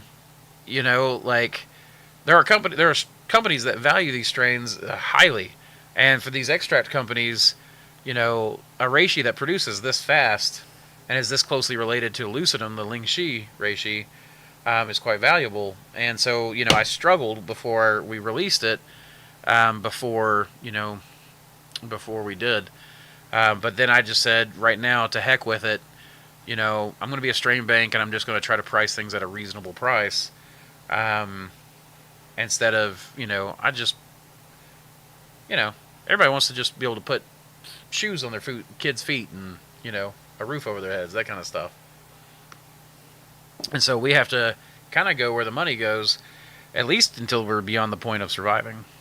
So I have found in my little bit of breeding black pearl, because it has already been hybridized with Orangi, that it can readily be bred with Orangi, and I found some neat phenotypes with diamond pairs. What are your thoughts? Sorry. So that's a different question. Okay. That's pretty cool. I know that there's some people that have been working on breeding the black pearl, and I've been glad to see it, because whenever I bred it to itself, I couldn't produce anything that would fruit. Whenever I just bred it to itself. But breeding it to an Orangi, I could see maybe that would make a fruitful mix. So. And it's gone. Bam. You're too late. Oh, someone got through. Someone got through. No kidding. It wasn't fast enough. Oh, man. Oh, was that Kathy? I think that was Kathy. Well, congratulations, Kathy. If that was, I don't know. But somebody just got through. Boy, somebody was faster than Samantha. Well, and the fact that they were tuning in. Well, there's only supposed to be, so we're just to talk about the structure real quick. There's only supposed to be 4 strains now available in spawn. 10 strains available in liquid culture, and then everything else is slant and plate. Which 4 strains are those? the bulk packs. Oh. Right now it's the Appalachian Noki, the Triple Sericium, BS26, and... Say what now? It's the 4. I'm freaking the 4 out. Oysters Okay. in the 4 strains in bulk. That's the only thing that's going to be going forward in in spawn form. And what this does is going to allow us to better serve people. So we're talking like we'll have 4 different. We'll just do the bulk packs of spawn. That's the only spawn we're doing other than subscription orders. If you want custom spawn, you got to go through the subscription. But we'll have 4 options in spawn in 4 packs. And that'll, it makes the spawn cheaper than what we were originally selling it to, but allows us to make it in advance and ship it out faster. So this, by simplifying our menu and having a seasonal rotation and focus only on that on spawn, that is how we will serve you guys better. That will only ever be in bulk spawn. There will no longer be any experimentals in bulk spawn. There will only be tested commercial genetics, stuff that we know produces well. Now, the other side of this for the liquid culture is it's the same thing. 10 strains so that we can simplify the menu.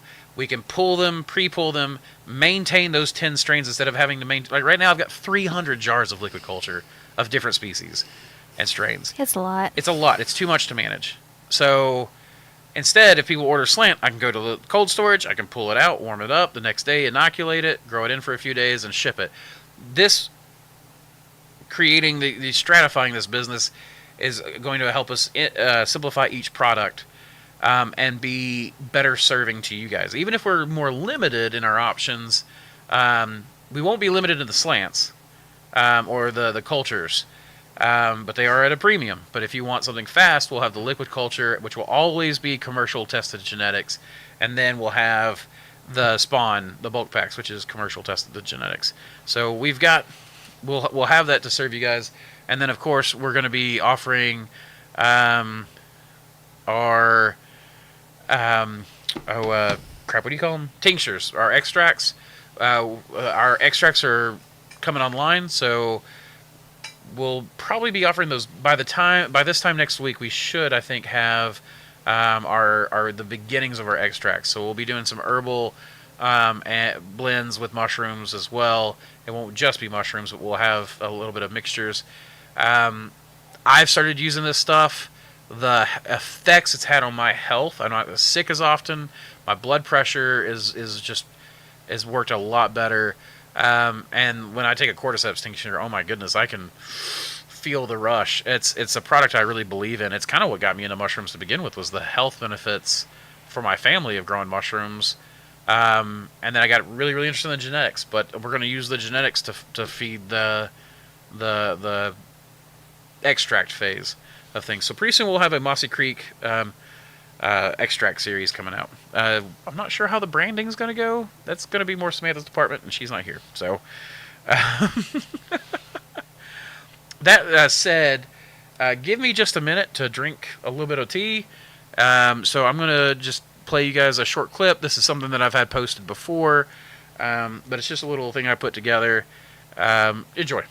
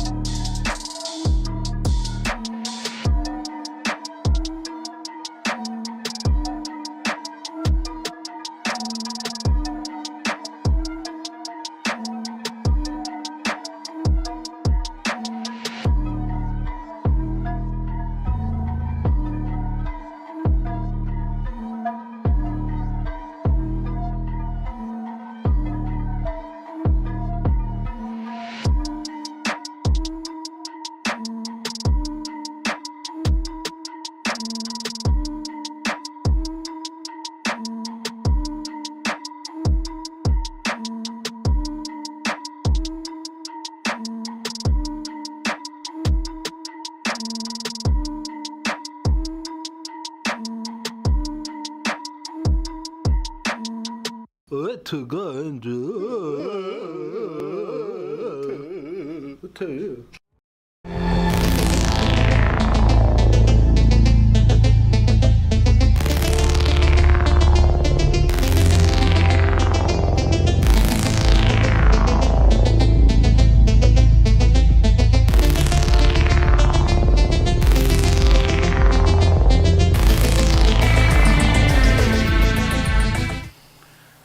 And we're back. And yeah, Jake, there was the sponsorship. And I had Dr. Salarians earlier. And hey, another word from, well, about our sponsors. House of Hydro. I don't have anything to show today. But House of Hydro sponsored us. He gave me a couple of little disc units to play with, and I'm working on a commercial for him. Use code Mossy for House of Hydro for all your humidification needs. That fog, I picked it specifically because the micron size of the particle that comes from that little vibrating disc is absorbed by the mycelium and the mushroom directly from the air. You will have better yields with the House of Hydro stuff. I mean, you might have, you know, with the heart nozzles sometimes. The only person I've ever seen to get the heart nozzles exactly right was Joe Iovino. And even then, there was some drippy drips. But the House of Hydro stuff, I love it. Plus, it's so much easier to use. If you don't know plumbing, it's so much easier to just put a duct, a little bendy duct wherever you need it, versus having to plumb stuff in. So, That's true. use code Mossy. It does not get you much off. It'll like knock $1 off your order. But if anything, with it, you won't see it when you do it. You put code Mossy in, you won't see it till you get it, but you'll get $50 worth of free replacement discs. So that saves you $50 in the long run over your lifespan of your unit. So that you've got those discs to make sure when they build up a scale that you can take them off and replace them and have that unit keep putting out that good sweetness for your mushrooms, you little babies. And you'll find that your mushrooms are nicer, just in general. You won't have any of that bruising that you see with water droplets on the top of the caps. Yep, so use code Mossy. Or like caps growing on top of caps that sometimes will happen We with call the that the bruising. King's Crown. The King's Crown. That's true. Yep. It's the King's Crown. Happens a lot with kings. Oh, also, I just realized that we've been playing the t-shirt commercial for like the past 4 weeks. I forgot to have the t-shirts put up on the website, so Samantha's been working on that, like we said with the merch. So I know I just did another commercial. We'll just say that all of those commercials were for future viewers and not present viewers. So. I'm sorry, you all. I'm so sorry. I feel spread in 50 different directions. It's crazy. So thank you for your patience. And I need to talk with Ed Grand about diamond pairing. I don't know much about diamond pairs, and I need to work with that a little bit. So, what are your thoughts on wheat middlings? Are they comparable to soy or oat hulls? Wheat middlings are more comparable to wheat bran, I think, than soy hulls. But they're in that they tend to be richer. So, but even then, back in the day when I was using wheat bran, I was down to 40% or less in supplementation with wheat bran. And if we do wheat bran again, or we'll probably do wheat mids again for the shiitake series, because I think mids will travel through Thor a lot better than bran will. So bran is a clumpy kind of thing, whereas the wheat mids tend to be a little bit heavier and not pelletized, but I guess more flowy. So I like wheat mids. Fiery Fungi used to be a company out kind of towards Chattanooga. I used to visit him. He's like an hour and a half away or so. But he grew tons of shiitake every week. And like literally I think like a couple 1,000 pounds a week or something like that. But I don't remember exactly. But he used wheat mids. Wheat mids at somewhere around 40%, 35-40% supplementation will actually cause a fair amount of... It'll cause a huge boost in production, but then you get some warty looking shiitake that's kind of weird, twisted, and whatnot looking. Most of them will be nice and fine, but you know, shiitake, there are many strains that produce really well just on a log. So if you think about it, I don't think that we need a ton of supplementation to make some really good yields with shiitake. Didn't he But if name you're it? using it for other stuff, I'm not sure. What? Didn't he name it fiery fungi because he felt like his lungs were on fire when he was in the grow room? He found out that he was allergic to.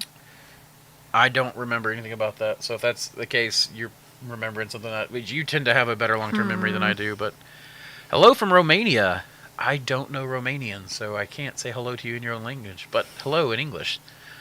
2 months ago, I started to grow my first lion's mane mushrooms. Heck yeah! I've always heard that there is a strong mushroom culture in Romania. I'd love to travel, basically the whole Eastern European bloc. I would love to travel. There's such a strong, like, I want to go to Latvia, Finland, Estonia.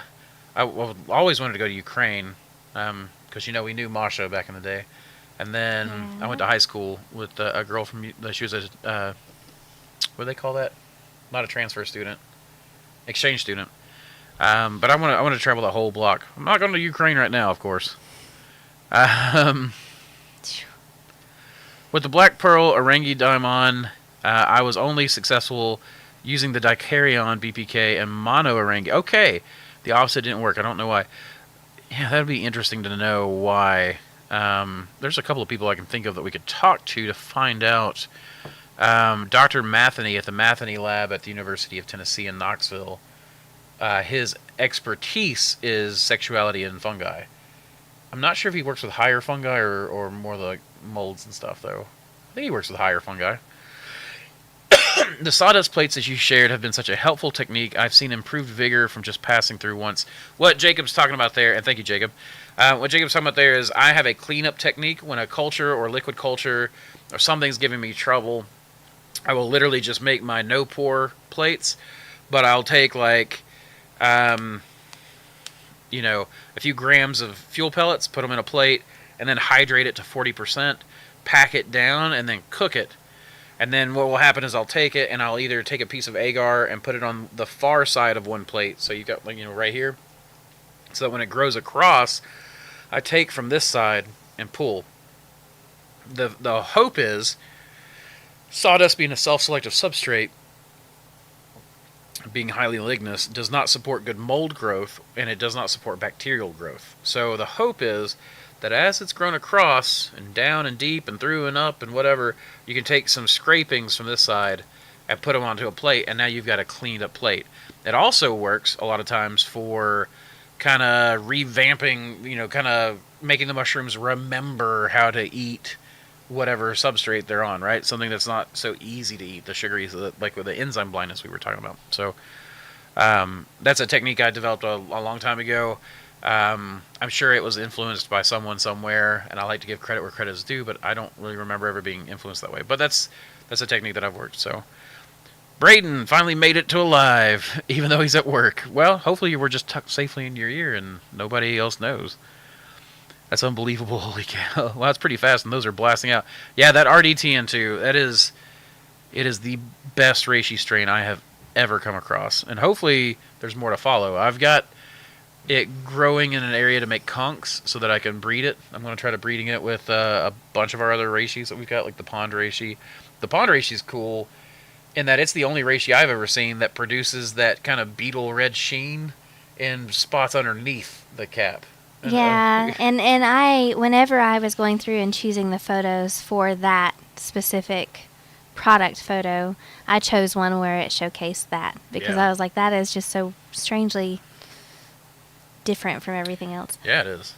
I loved growing Fat Man. The most cool looking mushrooms I have grown. Incubation time and yield weight was a little suboptimal for me in commercial. Will there be improvements? I'm already in a second generation improvement. We'll work with it right now. So far, these that the second generation seems to be growing in faster, but I don't have any yields or fruiting temps or anything like that for it yet. It's not gotten to fruiting stage yet. It's really just in the very early stages of spawn growing. So there is work being done on it, but again, you remember it takes me. Breeding comes in cycles. And so, which is why I have multiple projects going at once, so that I can always be working and continuing to improve something. But the longer a mushroom's life cycle, so Fat Man being a really long one, the longer it's going to take me to develop, test, and prove it and then release it. So, again, it's taken me a couple of years before I'm about to release my second generation of oysters. Well, it's actually been like 3 or 4 years. So, and I'll move faster as time goes on, but right now, it's kind of a drip feed at the moment. But there's definitely work. I just noticed your Lego orchid. I have the same one. Yeah, that was that where did that come from?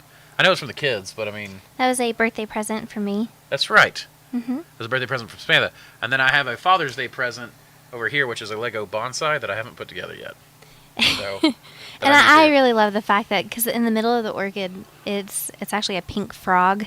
They recycle bits and pieces. So you'll see wrenches and pirate hats and the praying bunch of mantis different- has revolvers for feet. I saw that. I was looking at that last night. I was like, are those revolvers? They totally are. So you look at it and you almost do a second take. And in part, the kids have been buying us these plants because where we're so busy, sometimes we have plants that accidentally don't get watered and they die. Well, they also just know we like biology. Yeah, that too. And as soon as a biology series came out, my oldest son's really into Legos and building models and things like that. And I, as a kid, we never could afford Legos as I was growing up. My younger brother kind of got Legos because he was younger, and I moved out before my parents started making money. But so I'm jealous. And I remember the preacher's kid. He had bins and bins of Legos. Oh, I was so jealous. I was like, the preacher should be poor. No, I'm just playing. I'm playing. Wow. I'm joking. But the yeah, it's super fun to have like the I don't know. I never really got into Legos the way Collier has, but the biology ones I'm very interested. So well, we have resident kittens, mousers, that have a job to do, and sometimes they kill the plants. So we didn't realize too just how much they would love Lego plants. So we're sort of just out of luck either way. Yep. Let's see. Where? Wait a minute. How did I miss this? 300 is a lot to stir. Yes. Okay. So yeah, when I was talking about I have like over 300 jars of liquid culture. Yeah, it's a lot to stir. So they don't get stirred a lot. I've got a lot of pellicle formation. It's crazy.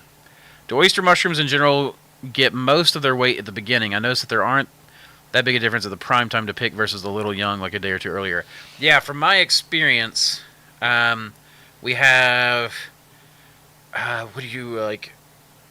you'll get most of your weight in the first growth spurt, and then as they get older, the reason why they tell you to do it when the cap flips up is because that's when the spore dump starts. And the spore dump, some oysters are better after the cap flips up. Like Pathfinder oyster, King Blue even, I feel like, gets a better texture after the caps start to flip. So, that being the case, it's like you kind of have to figure out where the best thing is. But my understanding, if you pick a little too young, the weights are just fine. Like the weights are gonna be good. So, let's see. Hey, hello from BC. Well, hello, BC. Eastern Europe is so beautiful. Yeah, I agree. Like, it is. For every pictures I've seen, like some of the places remind me a lot of here where I live. But I mean, like even the cities, like the downtowns, look really beautiful, and it just looks like a place I would really enjoy going. So, I got my order yesterday. Thanks. I like the poetry in your thank you insert, Mycelium Majesty. Thank you very much. That must be Samantha's doing. So, and Eric, I saw your comment, though it looked like it disappeared. Samantha's getting to you right now. I will take care of that. She'll take care of you. Heck yeah, so excited for the Fat Man improvements. Yeah, man, me too. So the Fat Man is like, it's the best black poplar I've ever come across in texture and flavor. It is horrible to grow. It is really one of the worst, slowest finicky mushrooms to grow, but it is so delicious that I still grow it. but primarily just for us, because I've not come across a mushroom that has got. There's not another mushroom I've come across that has that dark meat flavor, almost beefy flavor. Like it's not like beef, but it's like dark meat. The way it's like red meat. You know what I mean? In that it's got that depth of flavor. So yeah, it's crazy good. Can I elaborate on the shrimp tanks? If you're talking about like the ones that I'm setting up around us, the idea is, as we're moving into this more simplified exports, that the farm itself is going to start having rotating inputs, right? Inputs that feed into each other. So we'll be growing tanks, a lot of aquatic vegetation, snails, shrimp, fish. The shrimp are not going to be like edible shrimp. It's going to be like the tiny little cherry shrimp. I've got friends in the aquatic trade. I got my start in the aquarium trade. I used to work for the United States' second largest inland saltwater hatchery, where we specialized in anemone, fish, corals. Nowadays, they've moved on to stuff. It's where I got the idea for the aerated liquid culture, and doing such a simple setup as just a series of inline filters. They do that for sterile algae culture, and that's where I learned that. And that's where I started. That's when I made that video and then started pushing aerated liquid culture in a simplified, more affordable way. But so the idea is the cherry shrimp would go to the aquatic trade, so it's stuff like mystery snails, things that'll clean up the vegetation. But then we'll be growing stuff like hair algae, probably do some spirulina and chlorella algae. To feed some of these things, some baby fish, whatnot, to keep mosquito larvae down in the tanks, stuff like guppies that won't eat the shrimp so much, and then we'll be doing the aquatic vegetation. So we do that for ponds outdoors. The indoors will be a place for us to overwinter that stuff, but it'll be some of the fish food will come from the earthworms and the black soldier fly larva farms that we're setting up that are being fed from the spent substrate side. So that's what we're really trying to figure out, is how to get... I don't want a closed loop system. I'm not a big believer in closed loop. I feel like the closer you can get to closed loop, the more sustainable it is. But closed loop systems are, if you watch The Expanse, right? Like, I think it's the second season with Prax. The space station gets a little bit of, it gets a fair amount of damage to it, but once that happens, everything starts spiraling down, right? And that's what you don't want. Closed loops are what I would call fragile systems a lot of times. It's usually better to have a major input and then a bunch of outputs. And then those outputs can feed each other and recycle, and it basically slows, you capture the energy, and then that energy continues to sit and build in your system and build on one thing after another, and then you've got all these outputs that you can then export, right? That kind of system, I think, works a lot better. Not sure why my phone keeps vibrating, but yeah, that's what I'm wanting to do with the shrimp tanks. So the shrimp tanks, I'm working with Ben to 3D print shrimp hotels and things like that, so we can maximize the surface area, because the shrimps are detritus feeders. And then we will have the shrimp will go in and feed probably some sort of food fish. Next year, I'm planning on. I've always had this idea that I wanted to have the tilapia colony myself, and then breed them all like I used to back in the day. But you know what? It's a lot easier just to set up some tubs, order in the fingerlings, and then just grow those out, right? And then pump all the water from the grow outs. Like I live right here by Lakeway Tilapia. The water is hard here, so tilapia farming is really easy. So I can literally get the fingerlings, feed them worms and black soldier fly larvae, as well as duckweed, algae, hair algae, even snails, things like that. And when you do a more natural diet like that, tilapia actually produce a lot of omega-3 fatty acid instead of the dreaded omega-6. So, having that kind of stuff going forward, they'll even eat some of the shrimp. Those little shrimp, but the shrimp will also be there to clean up tanks and whatnot as well. And then the water from for the tilapia tanks will go to flood system tubs, beds that sit on the top. And what I've started doing is putting mushroom blocks into these tubs. So the water comes up and it floods, and then I've got these series of blocks, and they start, like, I've noticed they start collecting the detritus. It's like the mycelium is grabbing it and then growing over it and through it, and then I'm getting mushrooms growing. So it's that's what I'm trying to do. So we're building all the systems. So the next, mushrooms are the foundation. I mean, you can almost think of it like a pyramid, I guess. Mushrooms are the foundation to everything. Then you've got the processors like black soldier fly larvae, maybe mealworms, but most likely just red wrigglers and black soldier fly larvae, which can then be fed also to chickens, ducks, etc. So this whole system will like, I'm even thinking black soldier fly larvae would make a really good substrate base for cordyceps. You just take them, freeze them, so they die a painless death, and then you take that, you dehydrate them, and vacuum pack them.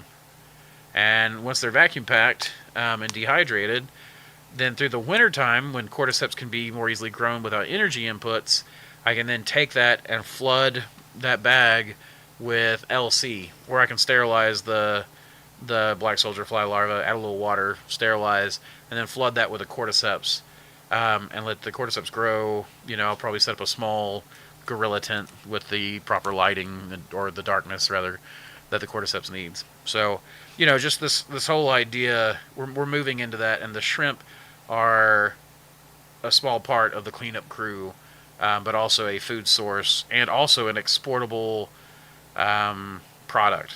So I don't know if the dried earthworms can be. I don't know if earthworms would make a good substrate or not. I would love to chat with you about diamonds. I've been having a lot of success with my babies. I'm sure the technique can be applied to gourmets and has tons of potential. I'm on Facebook every day. Hey Ed, I'll get with you at some point. I don't think I've sent you a friend request on Facebook, but I'm happy to do so, and I would love to pick your mind. In an exchange, I'm happy to share with you what I know, which is very little. I've been trying to figure out how to engineer the style of circular farm indoors. I realize that it's something that can be a feature in nuclear bunkers. Do you have suggestions for breaking down sub? I mean, really, I think it's the red wrigglers is the best way to go. They consume so much, repopulate so quickly, and are so high in protein that I think that they make a really good animal feedstock. You know, it doesn't hurt to have backups. I found that roaches really did well, like dubia roaches. Madagascar hissing roaches did not do so well just because they're so slow. But things like dubia roaches did really well, but I just don't like roaches, to be honest. I'm not a big roach fan. They kind of skeeve me out a little. As much as I admire the platform that is the roach body, they skeeve me out. So I don't want to grow roaches, so I don't. That said, they would probably make a good substrate for cordyceps. I know mealworms did really well for cordyceps. I just don't like, mealworms are just more complicated. Earthworms and black soldier fly larvae are the simplest go-to. If you're wanting to do this stuff indoors, my thought in part is that I want to build a system that is the input with the multiple outputs and the circular style, constant looping back and forth and trying to keep the energy vibrant and moving through the system as much as possible and to build on each other, but also to build soil. We're literally pulling carbon out of the air, right? And then creating, as some of it rots, yeah, some of it goes away, but a lot of it stays. So with plants, you're pulling carbon out of the air and building up, and then you can put that through your mushrooms. So you can have like wetland wastewater treatment. You can have like all this stuff is. I've been designing this too because I want to build the system that goes on Mars. I want to go to Mars, grow mushrooms, own the wastewater treatment plant. Give me the waste dome, and I will happily take your waste for free and then sell it back to you in the form of food. You know, that kind of thing. So I'm right there with you. And I bet the dried earthworms could be used as a supplement. I'm sorry, I misread that earlier. Well, they are high in protein. That's a good question. Jacob, I'll have to do further research. I was thinking for cordyceps, but I mean, if you can use dog food or meow mix, I mean, oysters will definitely eat meat. I've seen it. So, and earthworms are just meat, right? It's so funny to see the blocks behind you guys maturing more and more every week. Yeah, well, this one's fresh. I just moved that one in a couple days ago, and then my Taki blocks on either side. I'm glad that you like that. That was kind of my hope, was that people would enjoy that. Thanks to the Mushroom YouTube game, thanks to y'all guys and your knowledge, I'm finally, after 2 years of work, starting my business. Well, congratulations. That's a very good thing. I'm glad that we've been able to be a small part of that and help you guys out with that. That's why we're here, is to share that knowledge with y'all. Let's see. I know that I've probably got something else to show. Oh, we wanted to talk about the Mycelium program. Dang it, that always covers Samantha's face. Let me see if I can... You might want to cover my face right now. Oh, yeah? Here. Bam. Fine. I'll just cover Samantha. Okay. That'll be interesting. I want to see how that moves. If you guys can see the movements or if it only shows up whenever done. But the Mycelium, that is our mushroom library, and we have a program. We're trying to set the web page for it. We're working on that. But basically, oh, look, you can't see it move. You totally can. Cool. So the idea behind the Mycelium is we want to preserve as much wild genetics as possible. We're going through a transitionary phase, whether that be industrialism, the new expansion, and like we saw it in our own hometown, whole forests down for townhouses during COVID. We are going into these areas as much as possible, collecting what we can, when we can, how we can. And the idea is that they can be stored in long-term storage and then brought in for future breeding projects, testing, whatever. But as long as we can just get those slanted and put back, then we have those available, those genetics. We can preserve those genetics for 50 years or more and have those genetics preserved. And who knows, we are at the stage right now where we know genetics are what it's all about, right? But we don't know enough yet to know what's useful. So, in part, we get to preserve fungal diversity, but in part, we also get to save that fungal diversity for the betterment of mankind. But then, we also get to selfishly use that in breeding projects, play around with it, make new phenotypes, hopefully novel chemical constituents, for medicines, biomaterials research, all of these things. Right now, we're in what I would call the cataloging phase. So that's what that is about. And in order to make it worth your while, you send us a strain that you've selected for, that you've found wild. You can either send us a raw sample, which is a little harder, and we're happy to clean it up and send you a plate back of that strain that's cleaned up. Or if you do the cleanup work yourself and you send us that strain, we're happy to send you a copy of that strain. And to send you a copy of another strain. So it's a trade program. So you see something on our website that you want as we release stuff, and you say, hey, I want that, and you send us something. We're happy to send you strain for strain on things. So, if you've got a novel or wild oyster, right now I'm collecting as many turkey tails as I can. I've got maybe 12 new strains this week of turkey tail, and then I have there are things that are too small for me to clone easily with a scalpel, so those I have spore printed, and then I take those spore prints to plate as quickly as I can while also preserving the spore prints. There's a lot of different ways to do this, and so what we're working on is really just trying to get it clean, get it slanted, and then it can be decanted at any point that we need for further testing. There's a lot of talk about polysaccharide K in cancer treatment with turkey tails.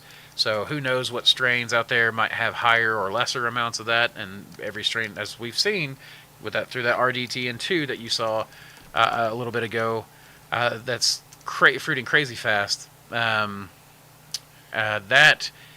is a good example of how strains are different, right?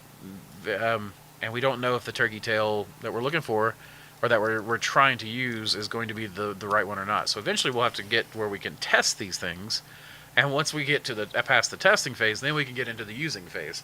So there's a lot going on in the future with mushrooms. And hopefully we'll be around to be a part of it. And hopefully you guys will be too. And you guys are making it possible for us to be a part of it. So, the orders that we've got coming in, the trading of the program, this past summer, I got several strains from Indiana and Ohio, New York, Montana of wild golden oysters, even Tennessee. Collected a couple of wild golden oysters from Tennessee. So, it's definitely... It's a project that's near and dear to my heart, probably more than anything about my business or anything else. The Mycelium is the thing I'm the most passionate about. So anyways, that is the Mycelium. I would appreciate you guys being a part of that, if and when and where you can. So thank you all very much for that. Let's see. Champlain of mushrooms. I'm not sure what that means. Howdy, you two. It's Max. Just stopping by to say hi. Nice to see you, Samantha. You too, Andrew. Hey, nice to see you, Max. I'm stepping away, but we'll keep my browser streaming for you. Heck, you may still be on. When I get back, we should talk. We both have the same game plan for Mars shit show. That sounds good to me. It can't just be me. It's going to have to be a whole team of individuals. So I think we should totally look at that. When you're going from agar to grain, would you prefer to take a sample from the most vigorous leading edge on a plate, or is it okay if the plate is totally colonized? Honestly, nowadays when I'm working, I work with little plates, like what are they, 60 millimeters, something like that.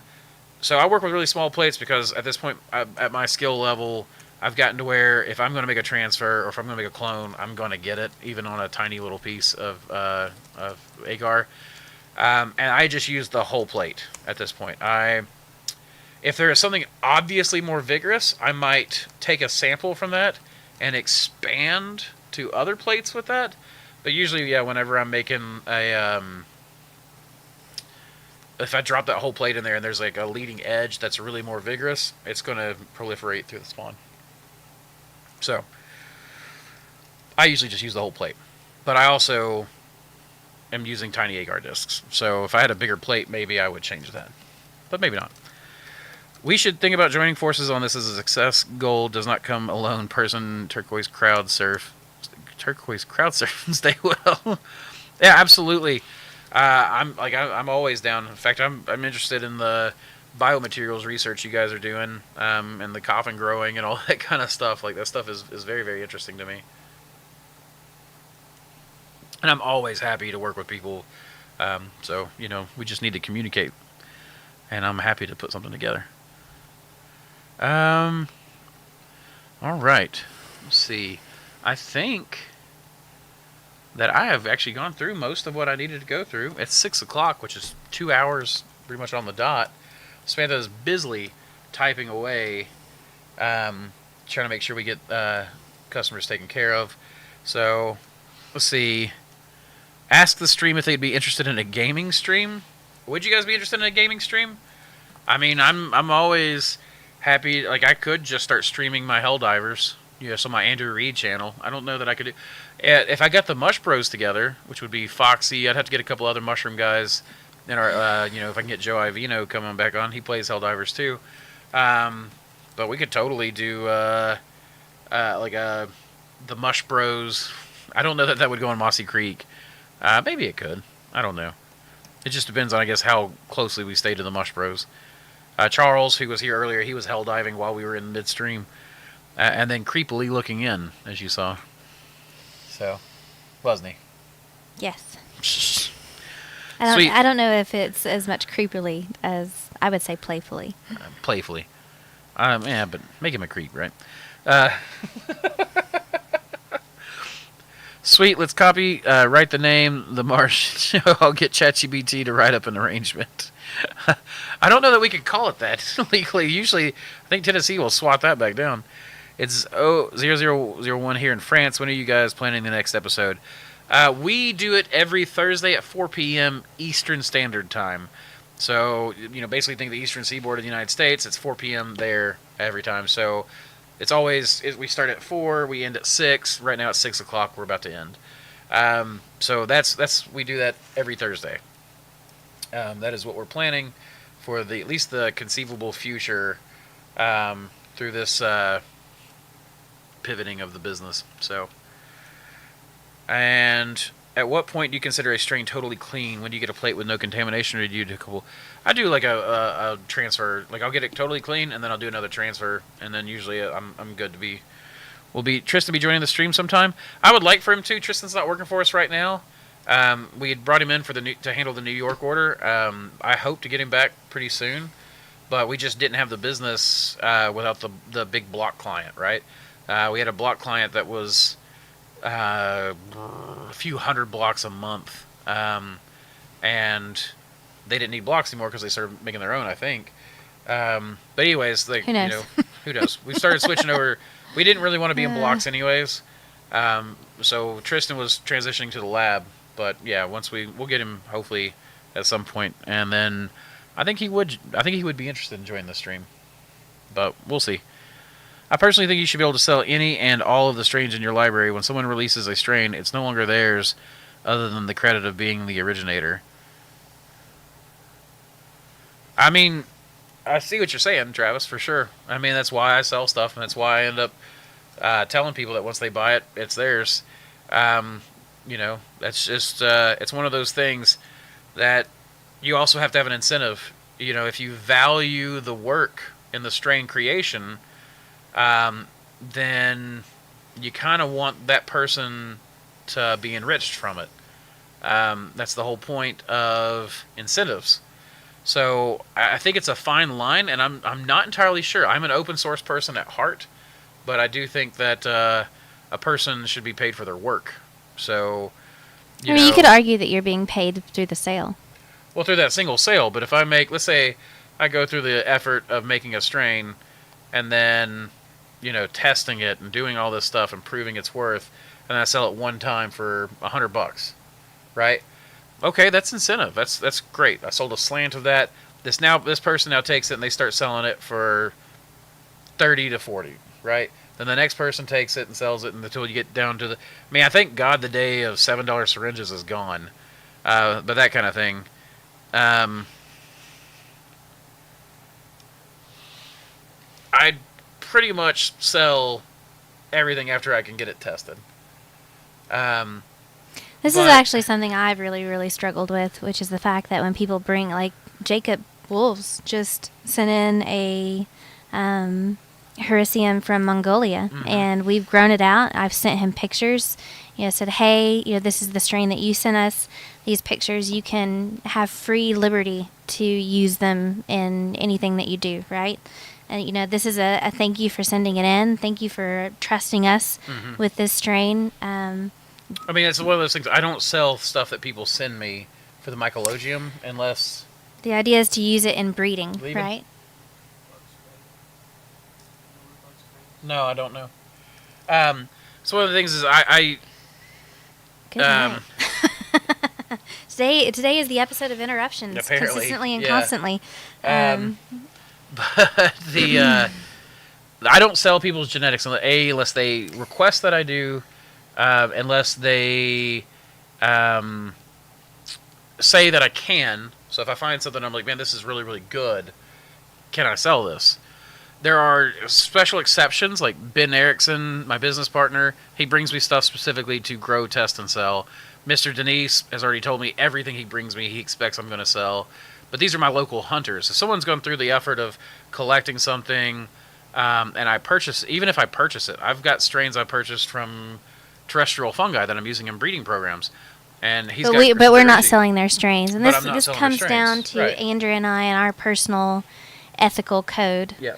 And what we feel is the right thing to do. And just like, Mr. Denise, he's brought in reishi, he's brought in lion's mane, things that he is very specifically interested in on a medicinal type level. And we grow those out, and he receives free cases Of like lion's mane, of Ray's lion's mane and tinctures reishi that are specifically the strains that he brought in, because he Yep. is bought into that. He's very interested in that. Well, he's also and the we type want of guy to make who sure to like provide for him. he'll go deer hunting and he'll fill his freezer, and then he'll hunt deer for other people. And then he'll fish, and he'll fill his freezer, and then he teaches other people to fish. Or like the other day, he and I went fishing with my son, and he was there not to get trout for himself, but rather to catch trout for this widow. That kind of stuff. So it's just one of those things where, what? You need a minute? I don't sell genetics and never will, but please sell anything I send to you if it produces well. I make peace with it no longer being mine when I decide to send it well. Yeah, and that's basically what I'm running into, is that I have decided basically to share the RDTN2 for that very reason, right? It was freely brought to me. It was one of those things that he told me that he wants, me to, if it's anything's useful, to share it. And that's just So- who he is and the type of person he is. Yeah. And fishing for the widows, and then taking our son, along with Andrew, and I was a horrible fisherman before you started teaching me. and just passing down that knowledge. Like that's Mm-hmm. spending time, That's a big deal. It's a huge deal. Sorry. Yeah, don't be sorry. You're fine. But yeah, Travis, if you ever send me anything, now that I have your express permission, yeah, I'm happy to, if it proves useful. Even if it doesn't, I'm happy to list that. One day at the Mycelium will become a separate page for Mossy Creek mushrooms. And the idea is anything donated, etc., will have the expectation that it will be listed. And hopefully we'll have, a huge, long list of strains that are open to people over time. I mean, that's something that's a big thing for our ethic, like Samantha said, is to, find value in the open source, but also to, if you think about open source being information sharing, genetics is information. But we can't just, unfortunately, because it's a physical thing, we can't afford to just give it away freely all the time. And Andrew's talked about incentive, right? But I honestly feel like you would do this work because you love it and enjoy it. It's true. It's true. If you didn't have to worry about finances at all, I think that you would be quite content just to be in your lab and just there's tinker away. There's a rap lyric. I can't even remember which song it is, but he's basically talking about trying to make it, and he's like, I basically just want to make it so I can keep the flow. That's how deep it goes. And I was like, yeah, I like that. I just want to make enough money that I don't have to worry about money. I don't have to worry about finances, but then I can continue the work. In fact, I would be a captured agent. Maybe I shouldn't say that on the live stream, but I would totally work for somebody else if I got to continue the work that I'm doing. I think it would depend on the person. It would also depend on the person. That's true. I wouldn't just capture agent for anybody, but. Well, and that comes down to another thing is, do you feel exploited? Do you feel like it? I think that's where it boils down to the incentive is, do you feel like your work has meaning? Does it have purpose? And if someone is just kind of being a bit of a bad actor, right? And then just taking the strains and reselling them for an ever lower price, and someone's doing it to them, and then so on and so forth, and then it puts everyone out of the. What does that benefit anyone? Honestly. Yeah, I get you.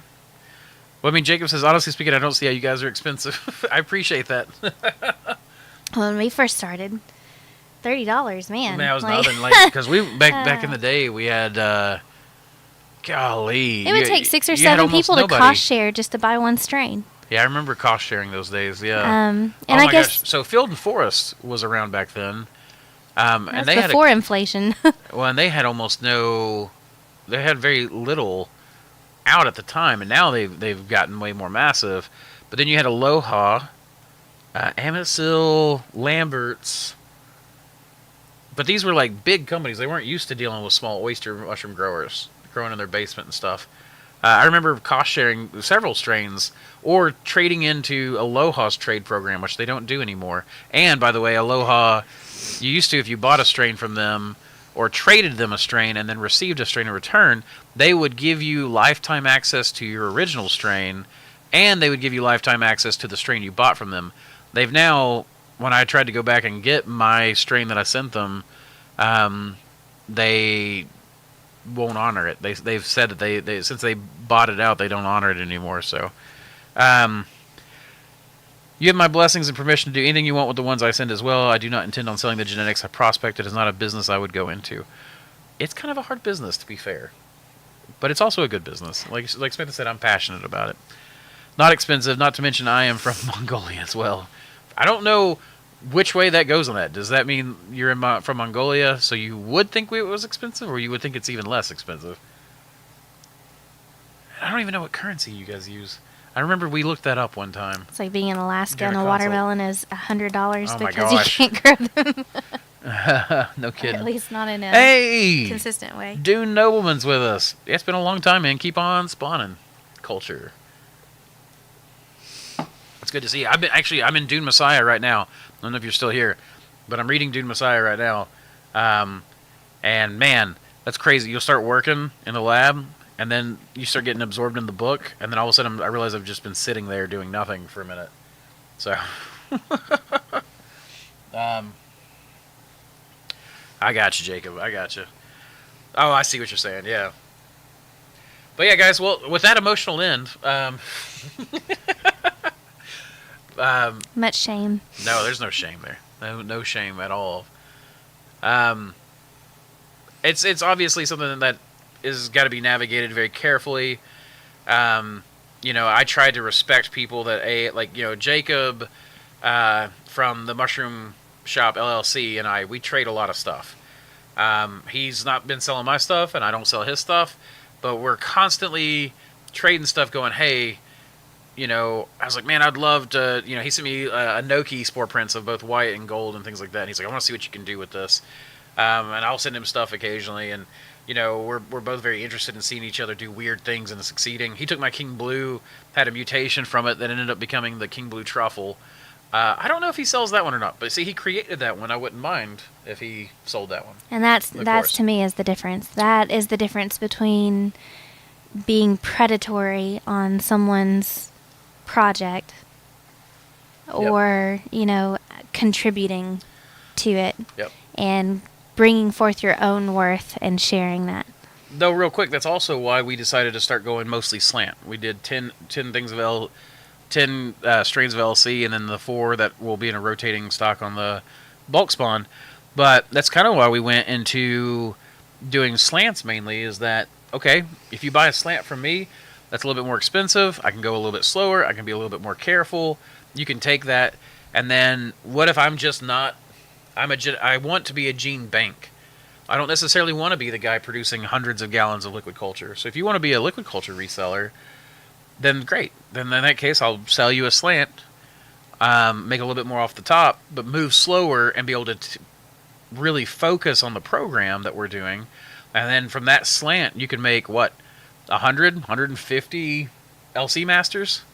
Not to mention that you can just put that in more slants, and now you've got the same deal going on for yourself. And then, as I release more genetics and newer novel stuff, you can get those things and resell those, that kind of thing. So that's one of the reasons why we're looking at that. I do think that there's a certain amount of money required from a purchasable point to make it liquid culture feasible. You don't want something that's been transferred to LC. That's how we get the enzyme blindness. And people will say, well, the action of stirring and tearing the LC actually rejuvenates it, and it does somewhat. But think about how, you get metabolic activity too when you get cut. But there's always a scar left, right? But there's a huge metabolic boom in that area while you're healing. Well, you'll see it somewhere down the line in some form or fashion of growth. Yeah, exactly. So you can't just constantly go from LC to LC. Number one, the stirring and the shearing and the metabolic processes can actually cause more mutations. So you're actually increasing the risk of genetic drift and all this stuff. So, if you're going to be a liquid culture reseller, and I encourage people to actually do this, you're going to have to charge enough that it's worth your time to go back to slant, to be careful, to rotate these things out, to do your needle biopsies, or however you're doing your masters. I think the needle biopsy is the best way to do it because it's to me the cleanest way. But there's all kinds of ways to do it, from scrapings to all kinds of stuff. But I do think that somewhere around $20 is probably the real mandatory minimum to really good care of your strains. You might be able to do like special deals on 15s and things like that, but I would think that even higher, obviously I think $30 is right about the sweet spot of being really, really productive. So, if you are going to do that, you need to make sure that you're honest with yourself, because if you're in your bedroom and you're selling it, $7 is pretty good. But then when you've got a lot of additional care that you need to take, you got a lot of people don't think about the equipment they're going to have to replace down the line. You're not just replacing the syringe, and you're not just paying your time. And if you ever want a day off, you're going to have to hire employees. Now you got training, you're going to have to replace yourself. So, there's a lot to the business that goes into it, and I think people should make sure that they consider that when they go into it and they do their pricing. And this is something that we consider every day as consumers. Like we have children with nut allergies. I tend to go toward companies that care enough about their consumers to separate their plants, to have a nut-free facility and then a facility that handles all of it. I worked for and chose to work for a company that had 2 different plants. Yeah, that's right. So it's just that's within our power, and I sure as heck don't want to purchase from a company that'll sit there and not follow through with the appropriate quality assurance measures that would put my that puts my children in danger. I'm not going to buy from them. And if it puts your business in danger as a fungal farm to purchase how much is that $7 syringe worth to you? That said, if all a person can afford is the $7 syringe, and they use that to leverage themselves up, I'm all for that. I get that, but you can turn $30 into thousands. It's true. It's very true. And that's the point of producing the videos, is to teach people how to do that. It's not just,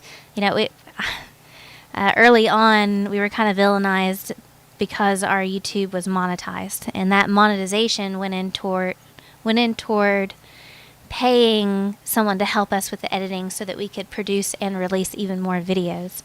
Like, I don't know. This hits home for me personally quite a bit, because I take a huge amount of pride, and I know Andrew does too, in what we do and in our product. And I hate shortcuts so bad. and I know hate is a strong word, but I hate shortcuts. And then, even like earlier, taking care of a customer complaint. It was during a time when we were trying to help someone and, give them a job. And it landed straight on a position where we were out traveling, hired this individual to cover us, and they didn't. And so we're paying for it now. And that customer paid for it for months, and it just makes me very, very angry. She's not. Which is why I'm emotional. She's not talking about Tristan. No. No, she's not talking about Tristan on that one. No. Tristan's amazing. Jack is amazing. Tristan's amazing. Jack is amazing. Yep. The job that she's talking about was actually where I was a cake decorator. Very few people realize that about me. I make exquisite frosting rosebuds. Just absolutely exquisite. What's funny is I was going to welding school, found out that the welding didn't agree with my lungs, so I had to quit because I've always had very sensitive lungs ever since I was a kid. And now most of my problems are either lung or circulatory. But the the cake factory was way better for my lungs, but working that frosting gun, whatever you call it, was the same motions as welding. Like when I was welding, you do your little bead, And I was doing like the little borders and all that kind of stuff, and then the rosebuds were You do like a little circular six, and a little figure six. eight, and then Yeah. the 6. And I never did get to graduate to the full rose blossoms. I probably would have, but we ended up, the cake decorating line got shut down because of a different contract, and then they just went to the Walmart Tort, which we went to for a while, which that kind of sucked because that was a really industrialized cake. So you basically just stood there and just watched a machine. Samantha was pregnant, and she couldn't watch the fudge. Like, it would literally, and she'd be like, oh, you know, she's like, I can't do this. So, it's so bad. yeah, those were fun days. That's actually where I found out that I was allergic to walnuts. Seriously, is because I went to the carrot cake line and dumped a bunch of walnuts in, and that dust came back in my face and really, really messed with me. Let's see. I love the idea of contributing to the cause. The fact that you're willing to trade something of value for something I found is over and above what most would expect. Thank you.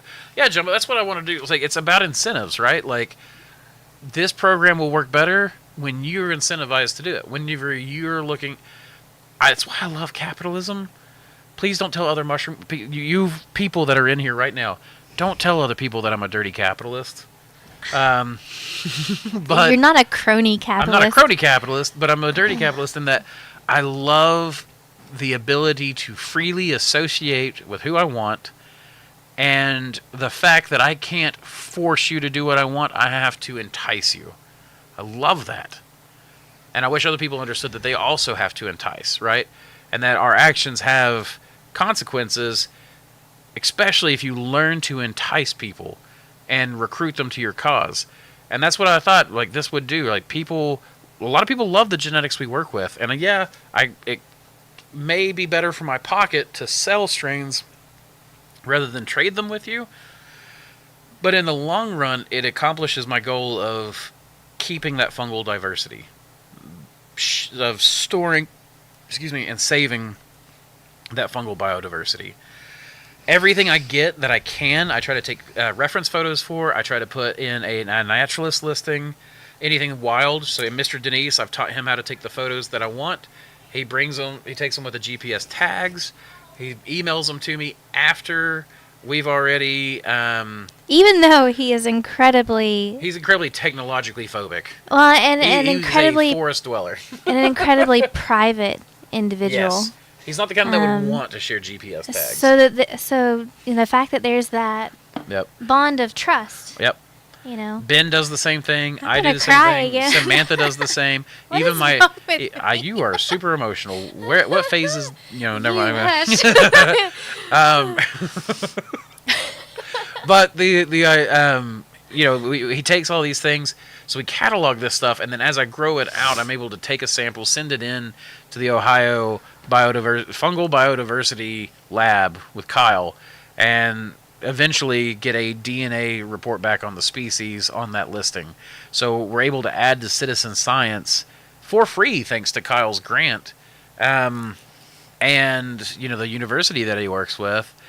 And his instructors, and just the time he's willing to put in.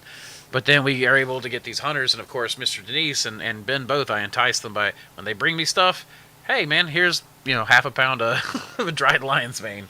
Go make some tinctures for your widows and stuff. And it's a really good exchange. I love the enticing of this. I love that the mushrooms can enrich multiple people, make their lives better, give them interesting things to grow, healthy things to eat. And hopefully so much more. I'm really interested in biofuels and the what mushrooms can do for biofuels. I've got stuff going on with the biofuel product. We'll talk about that later. We won't talk about that now because honestly, it's already 6:30. Hello, would you be willing to share some wisdom about spore germination? I've been lucky with spore to agar, but have plates over a month old with zero growth. Just wondering when to toss. Honestly, Mike, I hold on to stuff for a long time. If it is not obviously contaminated, I might still wait on the spores to germinate. Some stuff, like inoculation for me, takes forever to germinate. And so as long as it's clean, I don't tend to throw it away. But I also do stuff like, let's say I've got something I'm wanting to grow out. I'm wanting to germinate these spores. I might take 3 or 4 dishes, or I might take 9. It just kind of depends on what I'm working with. Swab them out or whatnot, and then I'll place them. I might place a plate or 2 or 3 in my incubator, at high temps. I might put some on the shelf at room temperature, and then I'll even put some in the refrigerator. Samantha just cleaned out a bunch of my old plates and rotten mushrooms yesterday of stuff I had. But and then he'll ask, "Well, where'd this thing go?" Yeah, like no it lasts indefinitely. Absolutely. So that it's spores are. It could also depend on how old your spore print is. So here's the tricks. So I'll give you an idea. With pheasant's back, I just found a pheasant's back. Pheasant's back for me is notoriously hard to capture. So when I know I have something that is notorious that it'll sit there clean and just not grow on agar. And that could be agar with dye in it, agar with no dye, or agar with charcoal or nutritional. It doesn't matter. I tried all kinds of recipes, and you'll just do all these transfers, and they just will not grow. And they're clean. There's no bacteria growth that you can see, no mold growth that you can see. But then occasionally you'll have that one. So what you do, like let's say this pheasant's back, what I did was I normally, when I bring a mushroom in, I do 3 transfers. If it's something like an oyster, hericium, whatever. And then I might spore print it at the same time, and then I might wrap the stem butts in cardboard and wet cardboard in a Ziploc bag placed in the refrigerator. Usually between one of those 3 methods, I've collected the genetics. But the pheasant's back, instead of doing 3 dishes, I did 12. One plate out of those 12 grew. And then I expanded that, and that grew in fine. Every transfer after that has grown in fine. It's obviously pheasant. The mycelium smells like pheasant mycelium. It has a specific look to it where it browns kind of like shiitake does after it's grown out a certain amount. But it's just one of those things that, the spores, it's about reps. It's kind of like weightlifting, right? It's about reps. You don't get your results without reps. That's the same thing with spores. Sometimes you just got to rep them out. And you got to do a bunch. If you're having a harder time, it means you need more reps. And eventually, sometimes, you got to change the whole game and just throw a bunch of shit on the wall and see what sticks. But that hopefully will be, hopefully most of what we're working with will just be a matter of reps. So. Well, and something that I just thought of too is, if you, like you're currently in your cycle, you're on rows, right? You're trying to build muscle. You're trying you're talking about my working out. I was like, a rose? What does a rose have to do? She's talking about rows. Today I started a new workout routine where I'm doing a lot of rows. And you've been doing deadlifts. I've been doing deadlifts. And you're trying to build yourself back up from being sick, from kind of a it's been a stress flare up / when I had my almost stroke. Yeah. It's been a long time getting my cardiovascular system back to being healthy. Yeah. So, yeah. And training that back slowly but surely. And you're trying to achieve this overall gain, and doing the same thing the entire time isn't necessarily going to work for the whole body intention. I see what you're saying. And so similarly, deadlifts are magic. Say what? I said, though deadlifts are magic. Yes, they are. Similarly to mushroom breeding, to mushroom cultivation and expansion, if you try multiple ways, you may end up with the same strain, hitting it at a certain point in a cycle or in a stage of growth or a stage of stasis, right? Where you give it something that it needs for it to take off. And that's kind of the way that I think of it, right? I'm sort of thinking of it in the way that I would treat myself. You would treat this organism that you are a steward over, and you're trying to incentivize it to grow and to, come out of its shell, so to speak. Yeah. So try multiple ways. Don't just, one and give up, because it just may be that you just didn't hit it at that right point with the right amount of nutrition in that moment. Absolutely. Ed Grand got on here and said, I've been having exceptionally good results with water gelin plates. Things that just wouldn't germinate on LME plates pop in a week on 1% water gelin. Don't forget your 0.1% MgSO4. Say 7. Oh my gosh. Okay. Epsom salt. Okay. There you go. And that's the... Ed's got another way. Ed's also probably an expert on spore germination. Like, so John says, "Man, I'm late. I just got work." Yeah, man, we're just about to end it too. Andrew's in his winter arc. Jake, have I told you about that? Yeah, I have an arc that I do. My winter is my favorite. Winter is bulking season, so winter is now about Pumpkin bread. well, it's pumpkin bread and pastas and soups and a lot of stuff, but a lot of heavy weightlifting, and I like the heavy weightlifting. That's my favorite. Summer is more about trying to get the cardio going and getting lighter and whatnot. And granted, I'm still fat enough that I could totally go for another few leaning sessions. Oh, that muscle building's my favorite. The bulk phase is my favorite. You get to do the work and eat the food, and that's like that's my favorite thing. Do the work, eat the food. But Just don't forget to do the work. actually, so I've been thinking about this. Jesse, what's Jesse's last name? Which one? Campbell. Jesse Campbell. Okay. I don't know what Jesse's up to these days.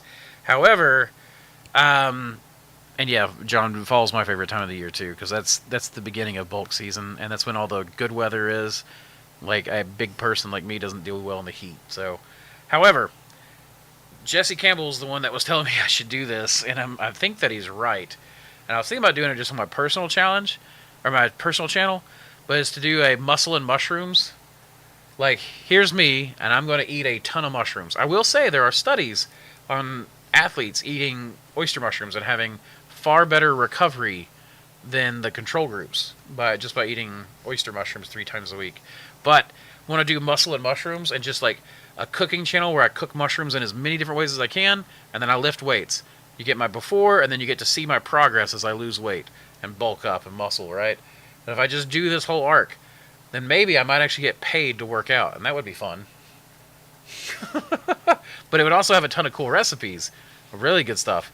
My cheat days would be amazing. Or we could just get on the Discord and have like a workout day where we all work out together. Because I know there's a bunch of folks on the Discord that do that. And we can incentivize each other and be accountability partners. Yeah, there you go.